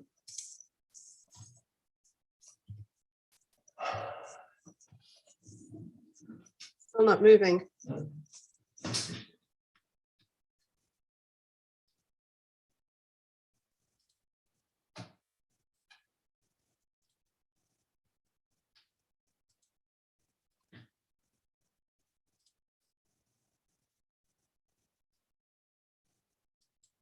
Go to that one. You sure? Yeah. Can you see our screen? Yes, we can, Prof. Okay, we seem to be running through. We'll just get to the point and then we'll pick up again. We hope that doesn't come up again. Okay, thank you. I will then resume. We'll just carry on with that side. Yeah. Yes, please carry on, Prof. Thank you. Friends are selective key findings. Important ones for this particular meeting are those which relate to COVID and the demand for rural tourism. COVID is changing consumer demands. It's creating new opportunities then for growing rural tourism with its emphasis on open spaces, nature, avoidance of crowds. The UNWTO is quite unequivocal that the role of tourism in rural development is more relevant than ever in the context of COVID pandemic, and it offers critical opportunities for recovery, as with changing demands, tourists look for less populated destinations, as well as open space experiences. It offers a major opportunity to satisfy the demands of post-pandemic tourists who seek stress relief and rejuvenation within a nature-based environment or engagement with physical or psychological well-being activities. And we will now move to our case studies. All right, our 3 case studies were Greater Guyana in Limpopo, Tabachu local municipality in Mpumalanga, Raymond Mhlaba in Eastern Cape. In doing this, we reviewed local municipal planning documents, IDPs, the IHS Global Insight data, and government documents. Just for some geography to position everybody, Greater Guyana is in the east of Limpopo. It borders on and goes into the Kruger Park with the main town Guyana and the main city of Palabora to the south. In terms of Tabachu, we can see it's in northern Mpumalanga, with the towns of Kroskop and Sabi being the major towns, and Raymond Mhlaba in the center of the Eastern Cape, with the major towns being Bedford, Adelaide, Fort Beaufort, and Hogsback. If we just look at the macro findings, in terms of the tourism trends, Greater Guyana and Raymond Mhlaba exhibit stagnation, especially in leisure travel, with their tourism base dominated by domestic VFR. In Tabachu, there's a growth in tourism trips, a strong leisure economy, and a substantial component of international travel to the area's scenic attractions around Panorama Route, Kroskop, and Sabi. In all 3, the profile highlights core problems in the institutional environment, with local government classed as distressed or dysfunctional, and in financial administration, according to the Auditor General and listings of the Department of COCTA and Traditional Affairs. All 3 case study areas recorded major shrinkage of tourism economies as a result of COVID-19 and a major reduction in the role of tourism to the local GDP. The 4 key findings, and if anybody is interested in this, I suggest maybe read the full report, which is a lot deeper. This is merely a snapshot. The material points to the geographical variations in relation to the character and challenges facing rural tourism. And this clearly comes out the sense that rural tourism is not a one-size-fits-all. The contrasts are particularly stark between Tabachu, which is clearly a growing focus for rural tourism based on leisure, as opposed to Guyana with its limited leisure travel and a tourism economy massively dominated by VFR travel, as well as Raymond Mhlaba, which is an example of a rural tourism economy which has been stagnant or in decline for the past decade and a half. Second key finding is the poor and unsupportive institutional environment for rural tourism development in all of the case studies. It points to an environment for rural tourism which is dominated by mismanagement and local government shortcomings, and underlined by the fact that all 3 case studies are run by local governments classified by the Department of Cooperative Government as distressed and dysfunctional. And issues of maladministration and corruption have been widely documented for many years. The third key finding is the devastating impacts of COVID-19 on all of the tourism economies. All 3 of them had absolute declines in tourism trips, especially in terms of VFR travel. And not surprisingly, the number of both leisure and business in each of the municipalities were radically cut. In the case of Tabachu, a 70% decline in leisure travel was recorded. And the significance of domestic tourism in all 3 local municipalities is shown, albeit Tabachu, the market of international tourism does remain critical. The result of greatest concern is the dramatic reduction within 1 year in the contribution of tourism to the local GDP because of COVID-19. In Greater Guyana, tourism went from contributing 3.1% to 0.8%.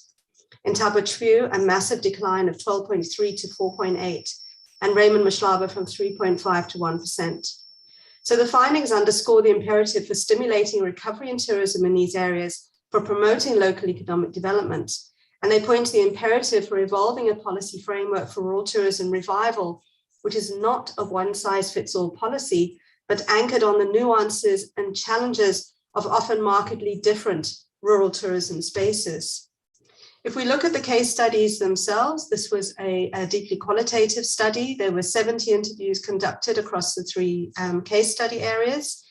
I'm going to use a few direct quotations, but again, the full report does have a larger amount of actual speaking from the people who were interviewed. And in each case study, we look at the overview of businesses, perceptions of tourism assets, perception of local government, perceived opportunities and potential support that's needed. If we turn first to Guyana, all the tourism enterprises were owned by Black South Africans, and the findings highlight the preeminence of the market of business tourism for local accommodation providers. All respondents stated they saw a window of opportunity in the tourism industry. Common responses were, I saw an opportunity, I needed to generate extra income, and 15 of the 25 tourism was their primary source of household income. It's my bread and butter. For 10 of the interviewees, tourism was part of a broader household income diversification strategy.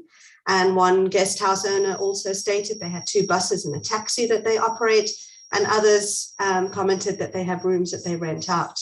So the impact of the pandemic for reducing business travel in South Africa as a whole is a major threat to the local tourism economy, and was observed that local businesses have undertaken a range of adaptive responses as coping mechanisms, and they include diversification of their business operations out of tourism into agriculture, as well as undertaking a range of adaptation to shore up the survival possibility of the existing operations. And this involved changing business practices for improved health and safety in line with COVID protocols, repurposing the properties, embracing new digital technologies in order to promote their marketing. In terms of the future prospects and opportunities for rural tourism, they pointed to new developments occurring in and around Guyana, which provide potential, such as the opening of a possible new Kruger Park gate, the opening or discovery of mining opportunities, and the announcement of a potential establishment of a branch campus of Tshwane University Technology in the town. And some people were even looking to start developing student housing as another form of income. In terms of the perceptions of the local municipality, the area has a wealth of cultural and heritage assets. It's not a destination for leisure tourism and records only a small stream of visitors. The majority of the respondents were perceived overwhelmingly as a destination for corporate travel and business tourism destinations rather than as a leisure hub. And one said, we start as a guest house, we realize that most of our guests come here for work purposes. Beyond business tourism, the location relatively close to Kruger National Park highlighted some of the leisure opportunities, and somebody stated that people mainly come to Guyana for work. They sometimes use this area as a bypass to Kruger National Park. And another, over the holidays, people come and spend time in Guyana on their way to the Kruger Park. But the tourism assets that are usually mentioned focused on local culture and heritage. The major attractions are the Toma Heritage Park, where tourists can learn about the local culture and history, and reiterated also in that a lot of people come to Guyana to learn about the Shangaan culture. If we look at the perceptions of local government, most of the respondents perceived local government failing in its fulfillment of service obligations, with the consequence of constraining tourism development in Guyana and the operations of tourism. The quality, the lack of maintenance of infrastructure were flagged by many as constraints to local tourism development. A quote being, infrastructure is the biggest problem. In fact, I can say it is the biggest stumbling block. The Palabora-Guyana road is full of potholes. It is a disgrace. Another saying, our roads are really bad. There's no distinction between tarred roads and gravel in some areas. Our municipality is really failing us because guests become reluctant to return to Guyana because of the bad roads. And again, the government is not helping us with infrastructure because they do not want to attend to the roads. Poor signage is a further challenge for tourism development. Biggest challenge is infrastructure, but when our guests arrive in Guyana, they lose their GPS signal. They can't easily get to us because we still don't have signage. And also the poor availability of water, lack of provision of street lighting, even in the middle of town, were added municipal failures. And limited or poor quality maintenance was another issue raised in respect to the infrastructure. And one interviewee stated, quality costs. I think our municipality buys cheap materials, so they can keep the rest of the money for themselves. So the perceptions of local government was that the respondents confirmed the lack of assistance from local government for tourism businesses and raised the issues of municipal mismanagement. They state that they weren't getting the support that they used to, And one even stated that the local government is a big problem. They're no longer helping us in any way. Back in the day, they used to take us to tourism in Durban on a rotational basis. They'd sponsor our transport, accommodation, and meals for us to go and experience what we're also offering to other people. And I personally got the opportunity to learn and benchmark my business. But now things are different. I think the majority just lacks vision. If we look at the challenges and opportunities beyond COVID-19, it's concluded that the major challenges facing the growth of rural tourism surround the chronic shortcomings of local government. Tourism business activities, existing, planned, and future, are constrained by infrastructural deficiencies which are experienced by the businesses, the failure of local government to address the improvement and basic maintenance of roads, local water supplies, street lighting, and signage are fundamental issues of concern for stimulating this rural tourism. They say that currently the biggest problem lies with the marketing of our businesses and infrastructure, but I think infrastructure is the most important one because it doesn't help if people can't access the places. The potholes in the area are really a problem. So the local tourism business highlighted a number of interventions and support needs, such as financial support, improved marketing, and enhancing the operations of the local tourism information center. But arguably, such potentially useful support measures can only be impactful if undertaken in parallel or following the addressing of these infrastructural shortcomings, which are a result of inadequate performance of local government. If we look at Tapatru in the Mpumalanga area, the municipality itself is quite different. It has many scenic drives along the panorama route on top of the numerous attractions. The two primary regions are centered around the two large towns, the one around Mashisheng, formerly known as Leidenburg, and they have a number of different economic activities, but primarily centered around adjacent mining industry. And the other eastern portion of the municipality is centered around the town of Graskop, primarily dependent on tourism and the forestry industry, which owns much of the land surrounding the towns of Sabi, Graskop, and Pilgrim's Rest. In terms of the perceptions of the municipality, it's very focused on tourism products and assets related to nature-based tourism and the wide range of natural attractions throughout the area, such as the panorama route, the waterfalls, God's Window, Berkslak potholes, the three rondavels, and Pilgrim's Rest. Many respondents stated that typically tourists visit the area to spend time outdoors, to get away from the dense urban areas for nature photography, outdoor leisure recreation activities such as fishing, hiking, and camping. It was stated people want to get into nature, get out of the hustle and bustle of the city.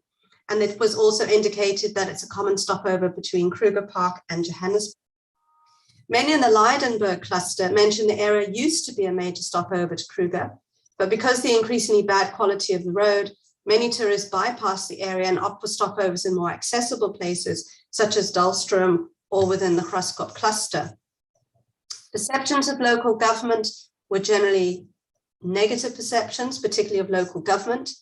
Biggest issues related to service delivery and infrastructure, road maintenance came up amongst all the respondents. If we look at the Leidenburg cluster, it emphasized the poor quality of the roads. One operator said the municipality is not helpful at all. Potholes in a small town like this, they can't get anything done.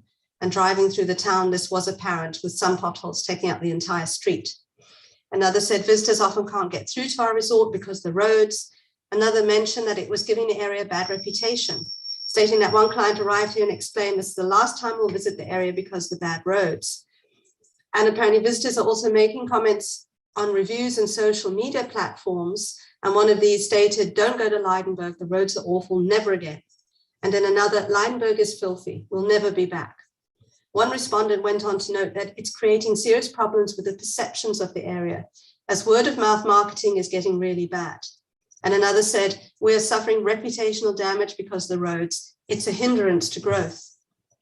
In the Graskop cluster, poor service delivery was even more prominent in the discussions of the failure of local municipality. One stated that the number one problem is service delivery. It is completely ineffective. Some of the major issues in the Graskop cluster were debt the municipality owns to Eskom, which means consistent access to electricity is constrained. Several businesses stated they obtain their electricity directly through Eskom rather than the municipality, but yet they charge us for rates and tax. They don't supply us with anything. We get our water, electricity directly. So what are they providing us? On top of issues such as simply accessing power, there appears to be little to no maintenance of power sources, resulting in inconsistent power supplies. A further problem was policing, which was seen as inadequate and where tourists were becoming victims of crime, and also just general enforcement and regulation. One stated the traffic cops don't help with major traffic problems.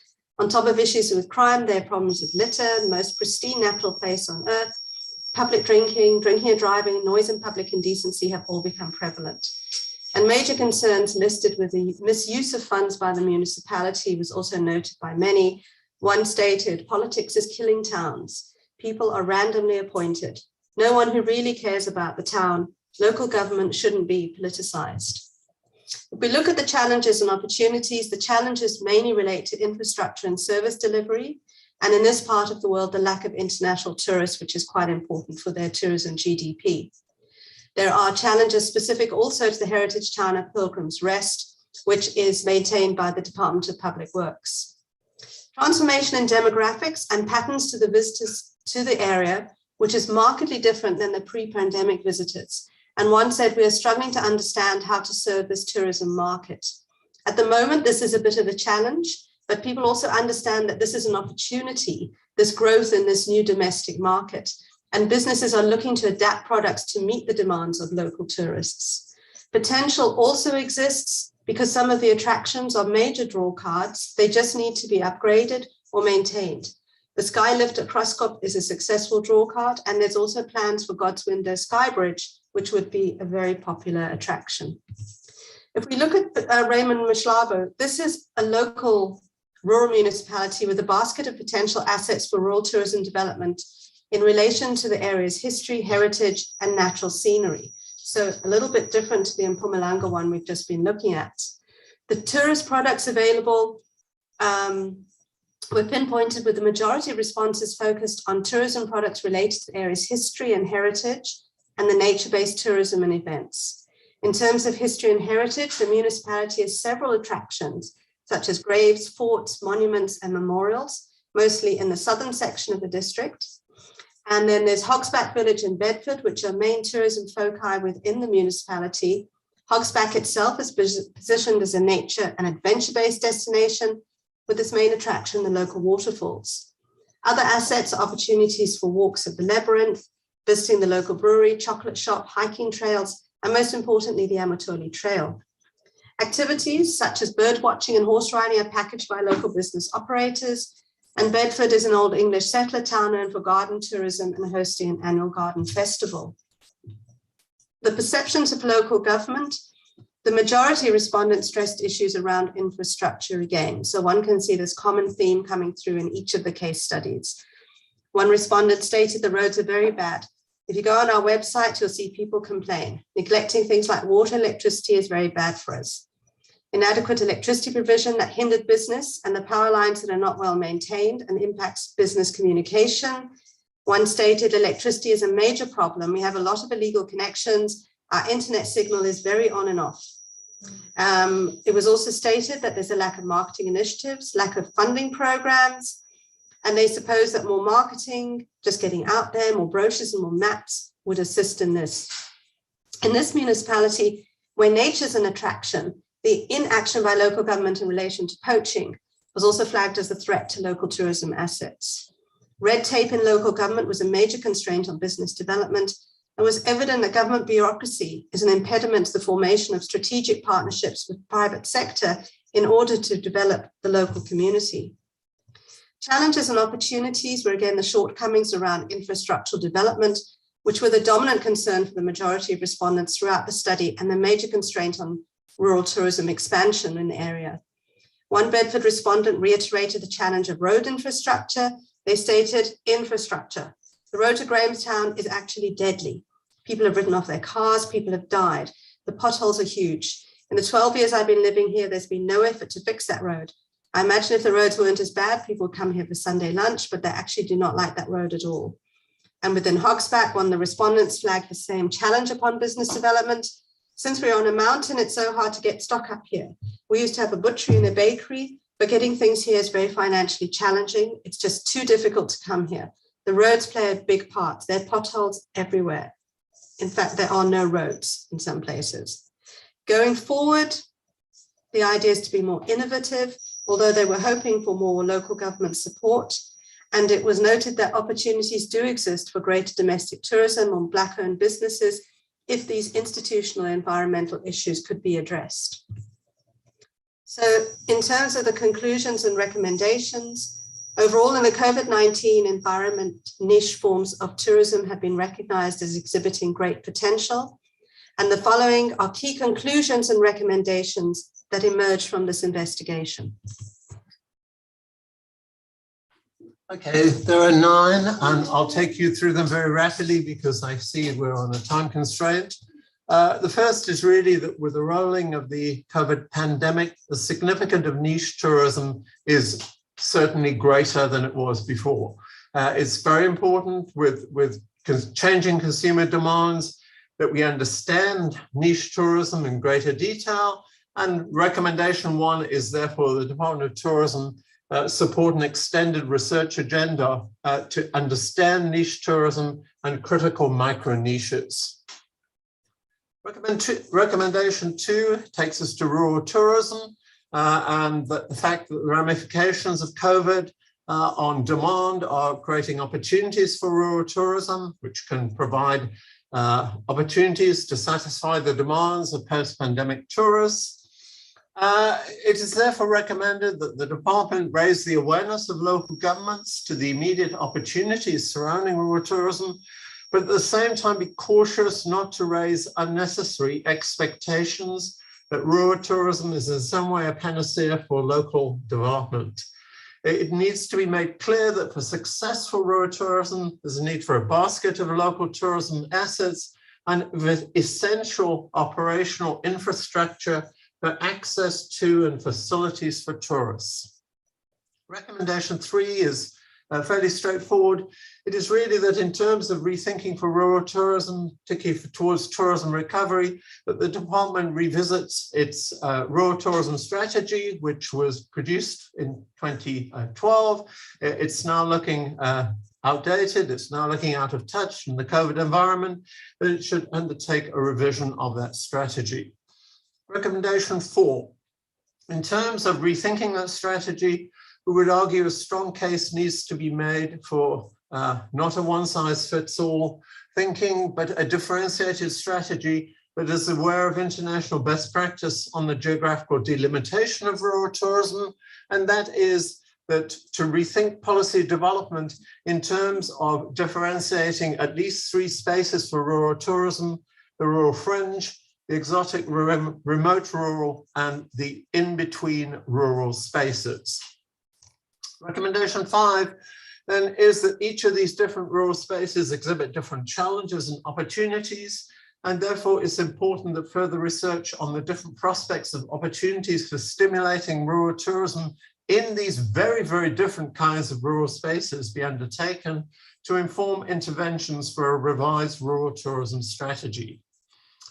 Recommendation 6 takes us to our in-between rural spaces, which are Greater Guyana and Rem-Schlaba, which highlight a set of major challenges that need to be addressed, and in particular for successful rural drive tourism. There are opportunities for rural tourism in these areas, for leisure tourism, but only if the institutional environment can be addressed. Currently, these in-between rural spaces can be characterized as spaces with visitor economies dominated by VFR travel.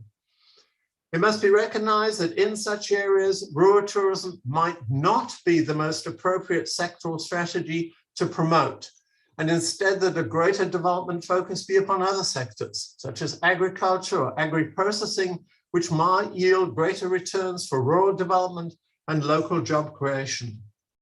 Recommendation 6 is therefore that the Department of Tourism be selective in its interventions to support tourism and in these in-between rural spaces in light of potentially greater returns that might be made by government resource support to other sectors. Recommendation 7 takes us to our bold findings overall, which are the critical failings by local governments to maintain essential basic infrastructure, especially roads and water, electricity as well. These must be addressed before rural tourism development becomes a serious and realistic option. In terms of moving forward, it will be recommended, therefore, the Department of Tourism engage actively with initiatives which are going on for the rollout of the district development model, which is seeking to target service deficiencies and improve the basic environment for all local businesses. Recommendation 8 again takes us to a dysfunctional state of local government, including in all 3 of our case study local municipalities. The best practice international policies for supporting rural tourism are anchored upon the assumption that local government, the closest institution on the ground, is neutral, it's working for the benefit of the wider community, and it's capable of sound management and has the capacity for the implementation of policies to boost rural tourism. Now, these basic prerequisites simply are not in existence across much of rural South Africa because of the state of rural local governments. And the evidence in this study, sadly, points to a record of local government mismanagement, inefficiency and corruption, which militates against successful interventions for rural tourism. The number 1 challenge surrounds infrastructural shortcomings, which are the responsibility of local government. The recommendation 8 then is, in light of the resource-constrained environment of South Africa, it's recommended then in guiding its budget relating to project support, that the Department of Tourism be informed by the regular reports of the Financial and Fiscal Commission and seek to temper, to reduce its engagement with municipalities that have been declared as dysfunctional or in financial distress. They are unable to provide basic services to their citizens in a satisfactory manner. Our final recommendation is the fact that the prospects for rural tourism in many parts of South Africa are inseparable from the fortunes of small towns. And the challenges of strengthening governance for small town development are a major focus in the recent released strategy for small town regeneration by the Department of Cooperative Governments. One has quibbles with that strategy, but one would argue that the Department of Tourism needs to enhance the cooperation with that Department of Cooperative Governments for the rollout of its small town regeneration strategy, and very importantly, ensure that the specific issues that impact tourism and especially rural tourism are aligned for implementation as part of that strategy. We thank you very much indeed for your attention. Thank you.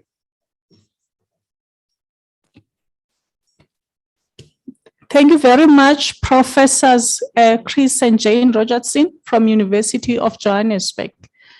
Ladies and gentlemen, this is an opportunity to pose your questions or comments to the 4 speakers that have taken us through our last 2 presentations for today. Also, comments on the chat box or questions posted on the chat box are welcomed, colleagues, so that we can be able to respond in writing as part of engaging with the stakeholders that are present today in this tourism research seminar.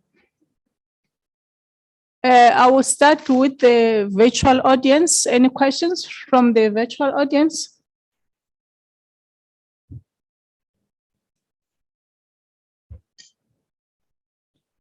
And then on the venue, colleagues, any questions?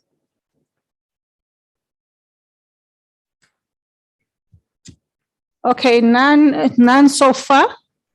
I think there are just some key things that are important for us to take home from the 2 presentations that were made by the universities.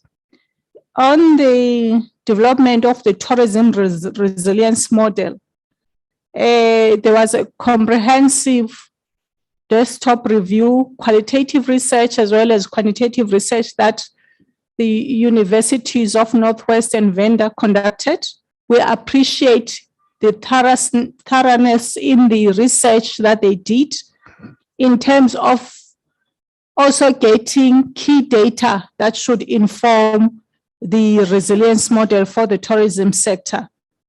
What then becomes important is a building back better approach that looks at the response, recovery, as well as resilience within the tourism sector, and see how best we can implement the model going forward.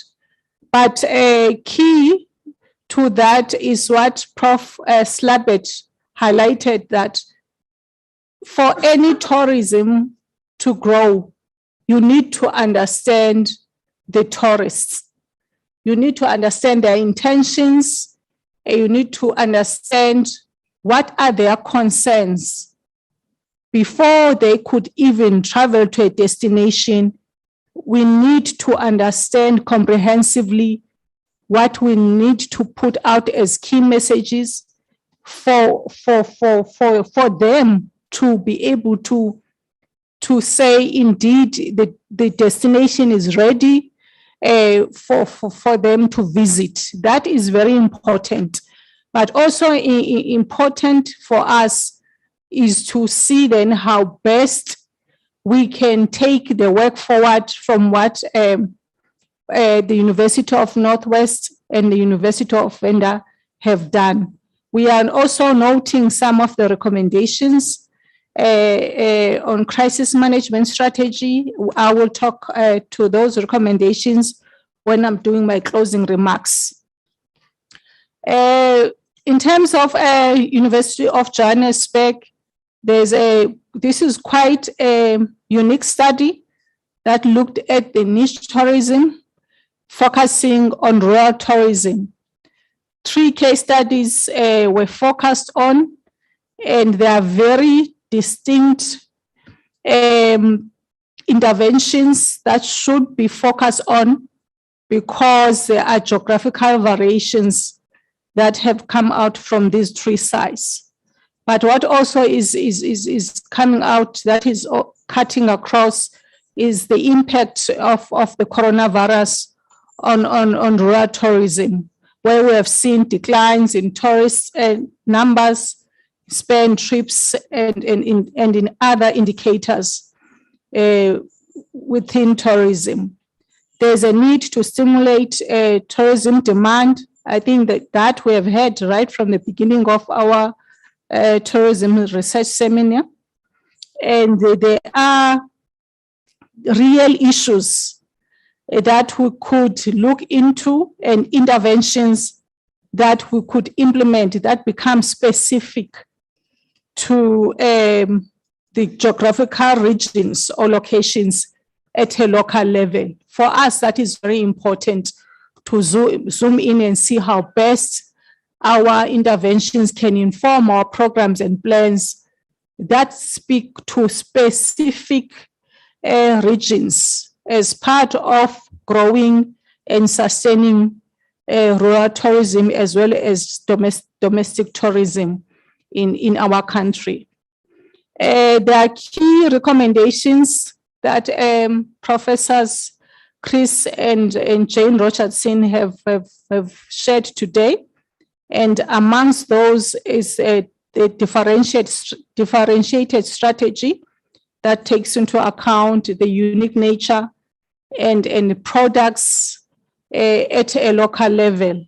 There's also opportunities for us to look into leisure tourism, but key to growing leisure tourism, we need to address the institutional issues or our institutional environment. There were strong findings that link up with the state of infrastructure and sound management at a local level. We have noted those, and we'll see then how best we can package all these interventions for us to realize our investment towards these research projects. It is important, colleagues, to make sure that these interventions or recommendations, they inform our programs and plans and even strategies as the tourism sector. We are gonna be just taking some few, okay, all right, before we do those few recommendations or remarks, we've noted there's a question online. So it's a question, Maria? Okay, there's a question that say COVID-19 as a distinct crisis. Okay. Maria, can you please deal with it? Your mic can be on, right? Okay. Thank you. We can read it up, please.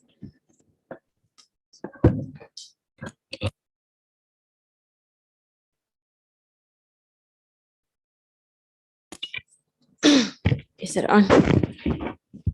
Thanks, Chair. There is a question here from Ms. Sangidi about building resilience and how do we distinguish between COVID-19 as a distinct crisis relative to other crises. And then an additional one as well. How practical is the recommendation around car sharing for travel to and within rural destination in a view of dispersed character of rural offerings? Thanks, Chair.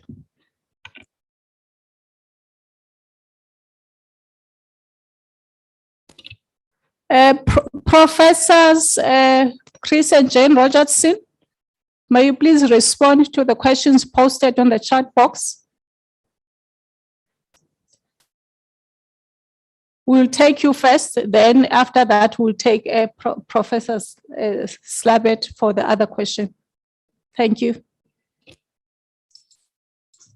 Okay. So in building resilience, how do we distinguish between COVID as a distinct crisis relative to other? I mean, in terms of the research that we did in the 3 rural local municipalities, the crisis of institutional environment predated COVID, and COVID has exacerbated the problems of rural tourism development. But at the same time, it actually potentially opens up opportunities. So we have almost a paradoxical situation. I mean, that would be my response on that. I think the issue of crisis and resilience is really to our Northwest presenter. In terms of the second question about car sharing, that was really related to the presentation from CSIR. And I'd be interested to note the response on that, and perhaps it should be passed to the CSIR team.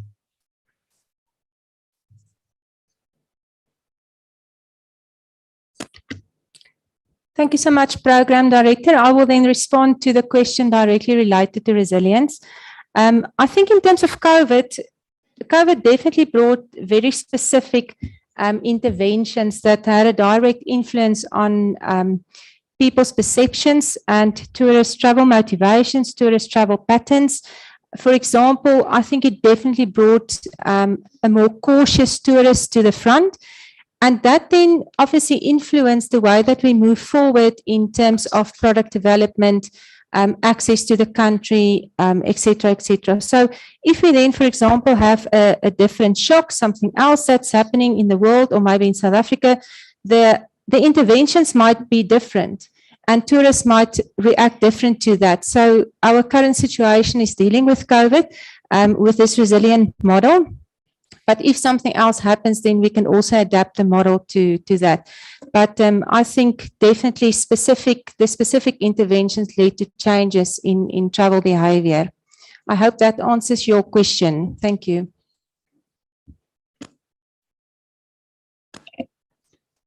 Thank you, Professors Rogertson and Slabbert, for answering those questions.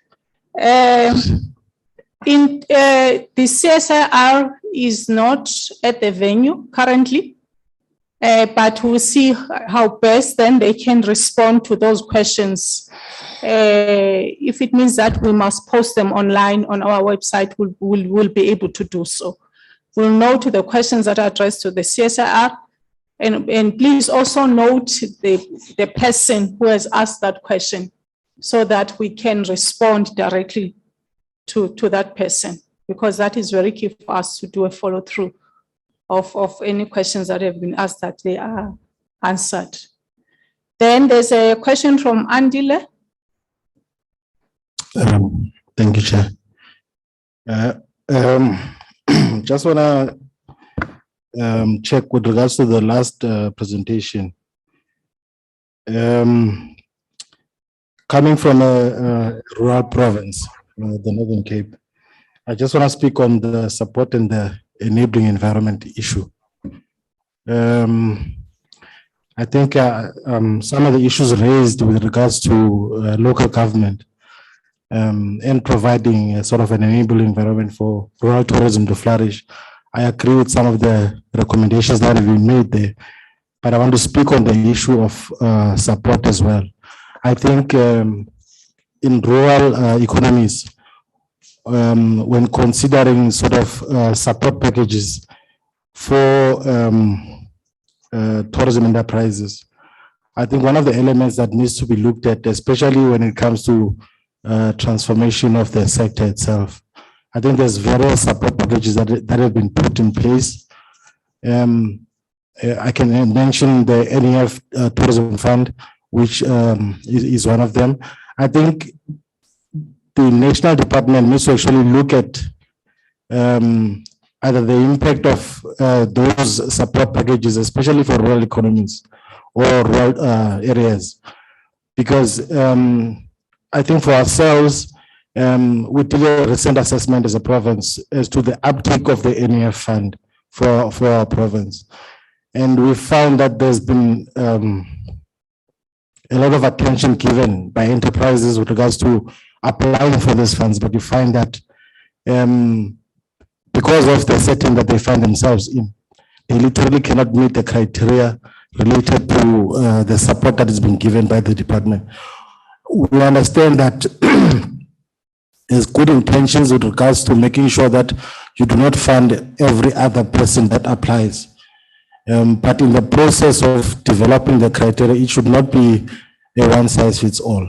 So maybe that is one of the recommendations that must be looked at in terms of support packages, especially for rural economies. Thank you very much. Thank you very much, Andile. Good point. Just to share with you, we have done impact of our tourism relief fund on those tourism businesses that receive funding from the department. It was a quick survey with key questions, because we didn't want to overwhelm those tourism businesses by doing another long survey, noting that the response rate from these surveys is very low. So we had to be very strategic in terms of understanding what key questions we want these tourism businesses to be able to answer to inform us in terms of preliminary impact that the tourism fund has managed to change businesses or to help businesses in a way. But we are noting your input that let's focus more on criteria and understand the types of businesses that we are earmarking with our funding programs, and as well as zoom into the geographical regions, because this is what Professor Rogersons were talking about, that not all regions are the same and not all impact on the ground is the same. And looking even at sizes of tourism businesses, that impact is quite different even when you look at the size of a tourism business. So we are noting, thank you very much, Andile, for raising those issues with us. Chair, Dumisang policy on the visual who would like to answer for CSIR on the question posted. Please go ahead. Thank you very much, Chair. My name is Dumisang Polasi, and the team member with Dr. Lauren. With the recommendation of car sharing, we have learned that for example, from the Kruger National Park, you'd find when people are going for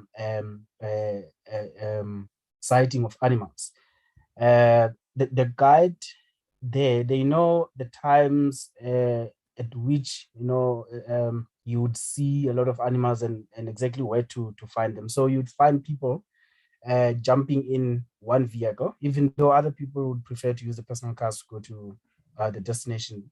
But then it is possible to use one vehicle to go to a destination where you are all interested in. So I see the question it's about the distance between the destinations, especially in rural areas. So the same principle would be applied in rural areas. The people from the rural areas, they know these areas and they know when to go to them and to get the maximum to get to maximize the pleasure of visiting those areas. So now if they can apply the same thing of saying, okay, cool, let's jump in one vehicle. Those who are interested to go into point 1, and then those who are interested to go to point B. So you see only 2 vehicles are being used. However, they are accommodating more than one tourist. So we looked at this point from that view. I think it answers your question.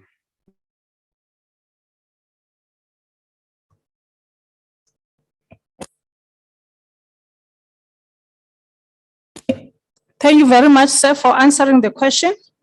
As part of the CSIR team that embarked on the research project. Thank you very much.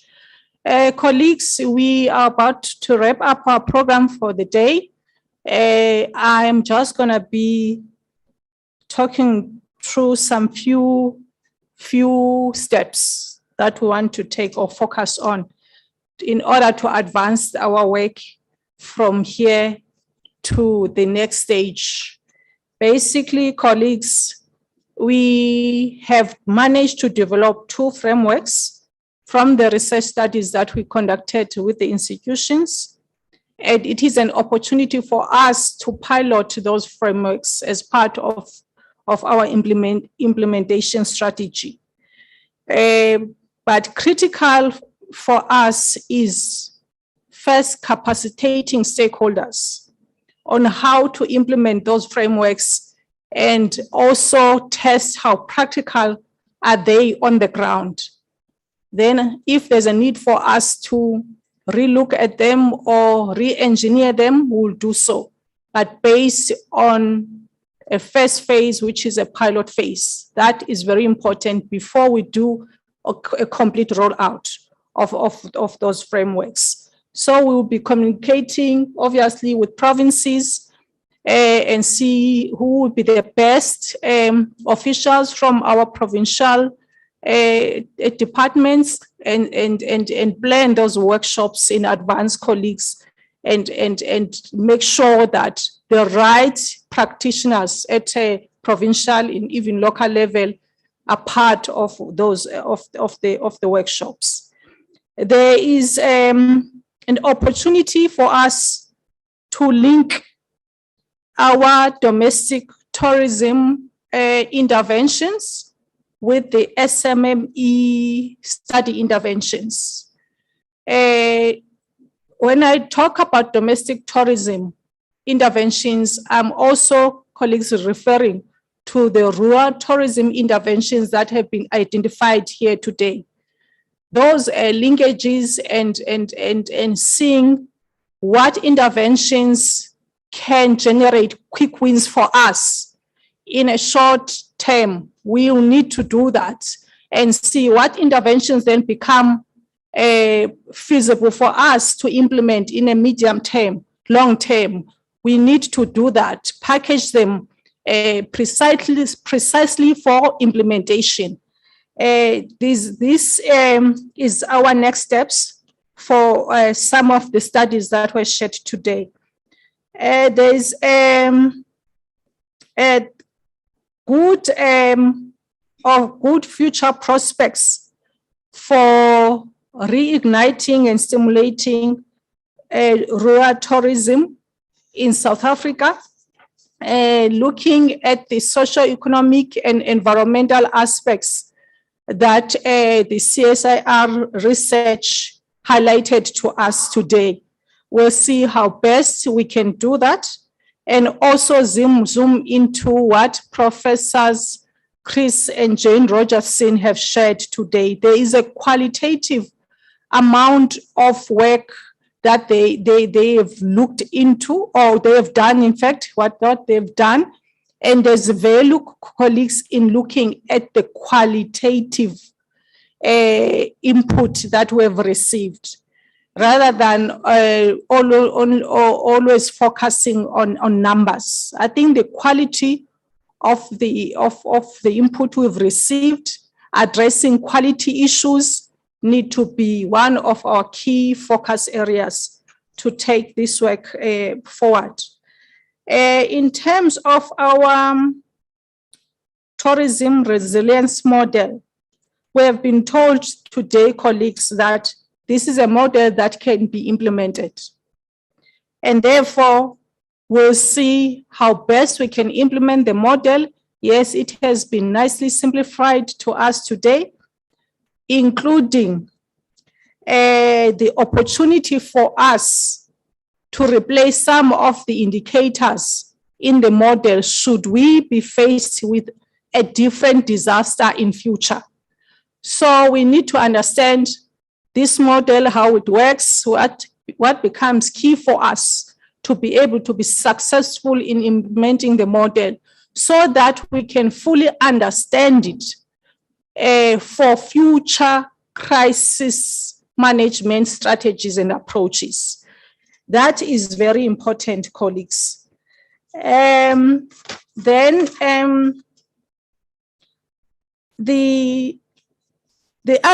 other key thing to note is that if we apply the model within our tourism sector, there's an opportunity for the model to support our decisions or inform our decisions.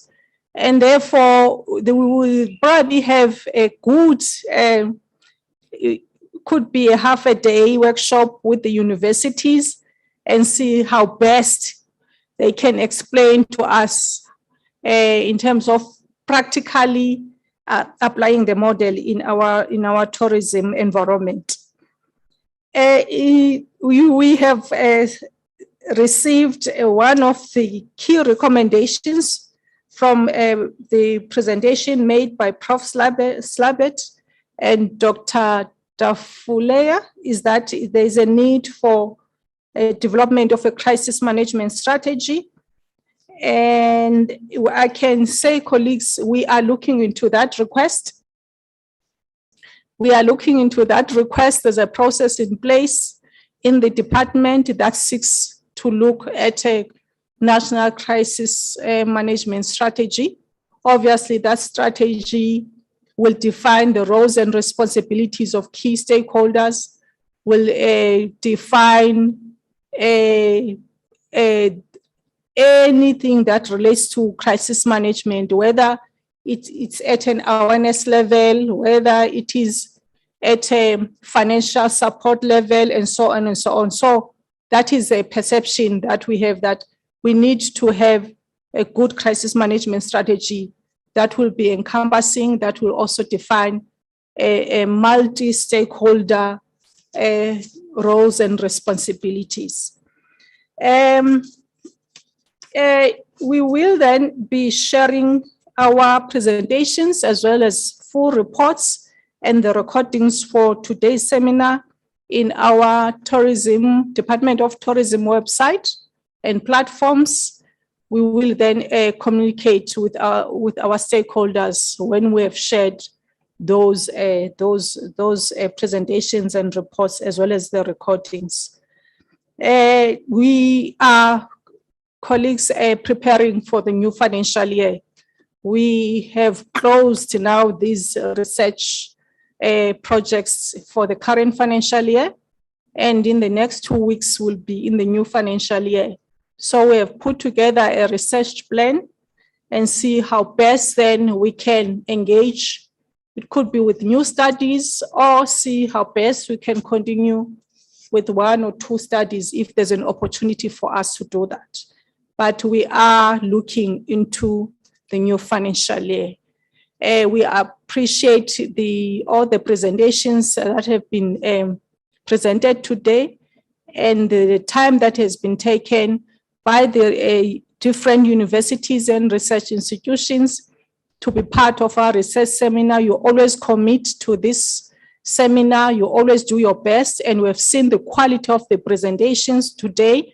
And I'm sure most of the colleagues or ladies and gentlemen who are part of us today can't wait to go to the full reports and even possible data that has been collected that could advance future work. We're looking forward, colleagues, to publications from the research that has been conducted by universities. And I'm sure we will have probably even 10 or 12 good papers from the research studies that have been conducted by universities. But that is a process that universities embark on. And once they publish those papers or even go to international conferences, they do share with us their conference proceedings or even good abstracts for us that we can post on our platforms. So we are really looking forward to those publications. It could be even other gray literature that they would have developed, whether it's article or a brief synopsis of their research that they've done. We will welcome those outputs so that we can post them in our platforms. Colleagues, let me stop here and give an opportunity to Dr. Kola Ditlabela, who's going to be then doing our vote of thanks for today. Over to you, Kay.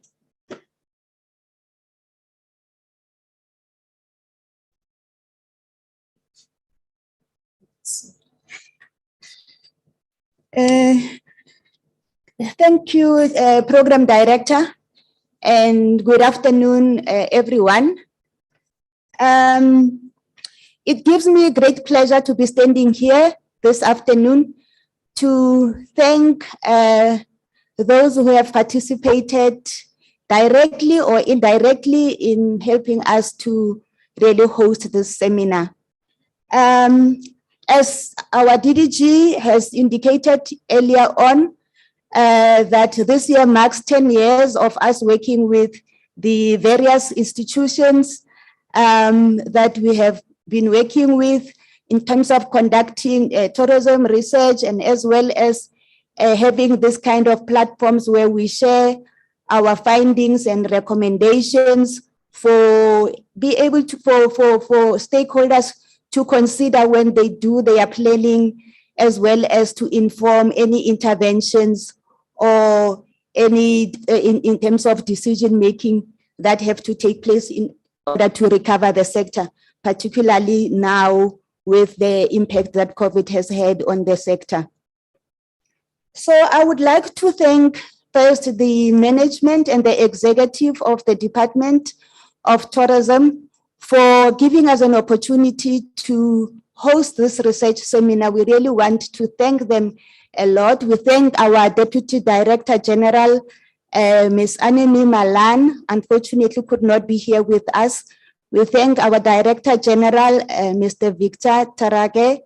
But a special thanks to DDG Shamila Chetia, who gave an opening remarks this morning. We really thank her for taking time off from her very busy schedule and making sure that he graced this event, and really focusing on issues relating to recovering the sector, because this is where we should all be gearing our efforts to making sure that the sector recovers. And I also want to, I know that DDG Shamila would not have missed this opportunity, because she was once responsible for managing this work. So really a big thank you to her. I also want to thank the different speakers in terms of the presentations, the work that comes out of the projects that you conduct. It's really appreciated. And we know that you have been doing this for over the years, and you have produced so much quality. And most of the outputs, we know that they are so helpful and useful in terms of taking the sector forward. With that kind of the types of outputs that we have currently, as the Chief Director has already indicated, we're looking forward to making sure that we implement them, that we do not sit with reports that are just going to gather dust. We don't want to do that. We want to make sure that the outputs that come out of these research studies and the recommendations are implemented. So a big thank you to the research teams in the various institutions. And I also think maybe we should also acknowledge some of the teams from the universities who, though they did not stand up here and present, but they really worked very hard in terms of conducting these studies. And you could hear some of them are not just straightforward, very complicated. So I just want to acknowledge from the University of Northwest, I want to acknowledge Dr. Tafazwa. Thank you so much for all the work that you have been doing. We really appreciate that. Is it Professor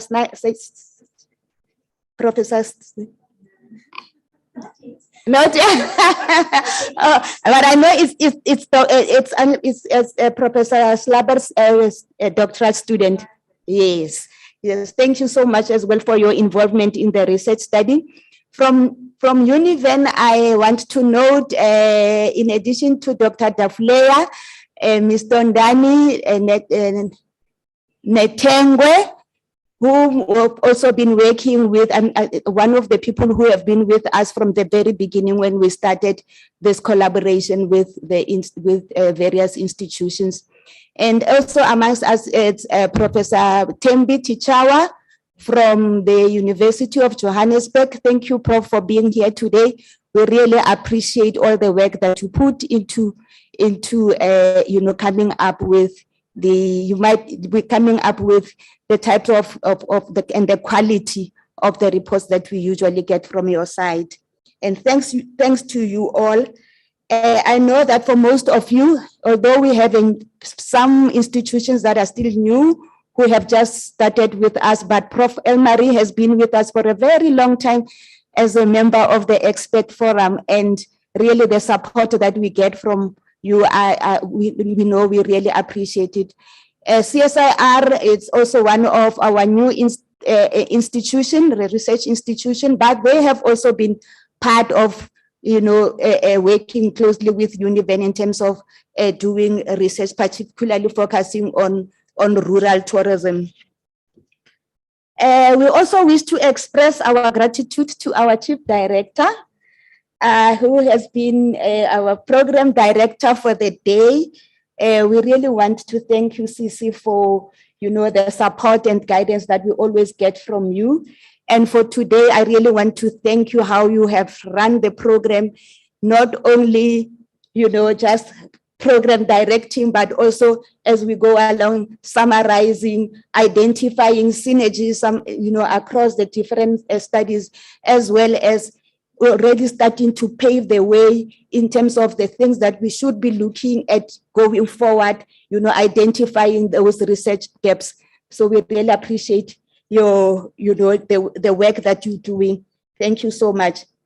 We also want to thank the audience for your active participations, those who are virtual and those who are here with us, for making those valuable contributions, comments, and raising critical questions. And a big thank you also as well to our stakeholders, those who have always been with us, who are very supportive, those in the private sector and as well in the public sector, who by every time we need their support, they are always around. So most important thing that I just want to highlight in terms of the stakeholders is that, as the Chief Director has already indicated, we will be sharing the different presentations. And I think we've already shared the link where you will be able to, on an e-booklet, where you'll be able to get all the information relating to this seminar in particular. You will be able to see the abstract as well as, the different studies that we have conducted over the years. Is also in the booklet, that information. And finally, I would like to thank the people who worked behind the scenes in organizing this seminar. The team that I work with in the department, led by Maria Mohane and other colleagues, I really want to thank you. Without you, this seminar would not have been possible. So to Bennett, Zakani, Oriel, and Hulisani and Harriet, thank you so much. And also I need to thank the team from our IT section under the leadership of Adri Bakhazen. Sorry for not pronouncing it correctly, Adri, sorry. But thank you so much, Adri. We know that you are always available to assist us every time when we need any IT support. I also want to acknowledge the team from communications for the branding, and Susan and Siape for leadership in terms of making sure that we get that communication support. Maybe I should also indicate before I sit down, just to indicate that we, as part of marking the 10 years of having been involved in tourism research, with working with institutions of learning and research institutions, is that in the department we have developed a research repository where we are going to house all this work that we have been doing over the years, whether it be reports, it be journal articles, it be frameworks, whether it's survey instruments, all this will be available on that platform, so that whoever is interested and should be able to do that. We also have a student corner where the students that we have also funded over the last period will be able to showcase their work, including the papers, because we know that they also publish. So it's one of the platforms that we will be using to provide access to research information, because at this point in time, we really need evidence-based information to be able to get measures to recover the sector. We can't thumbsuck. We have to make sure that we produce a quality information and knowledge that will be able to take the sector forward. So the research repository will be going live before the end of March, but we will keep you updated, and once it's live, then we'll be able to share the link with you. So on that basis, I want to thank everyone who has been here. Your participation really matters a lot to us. Thank you.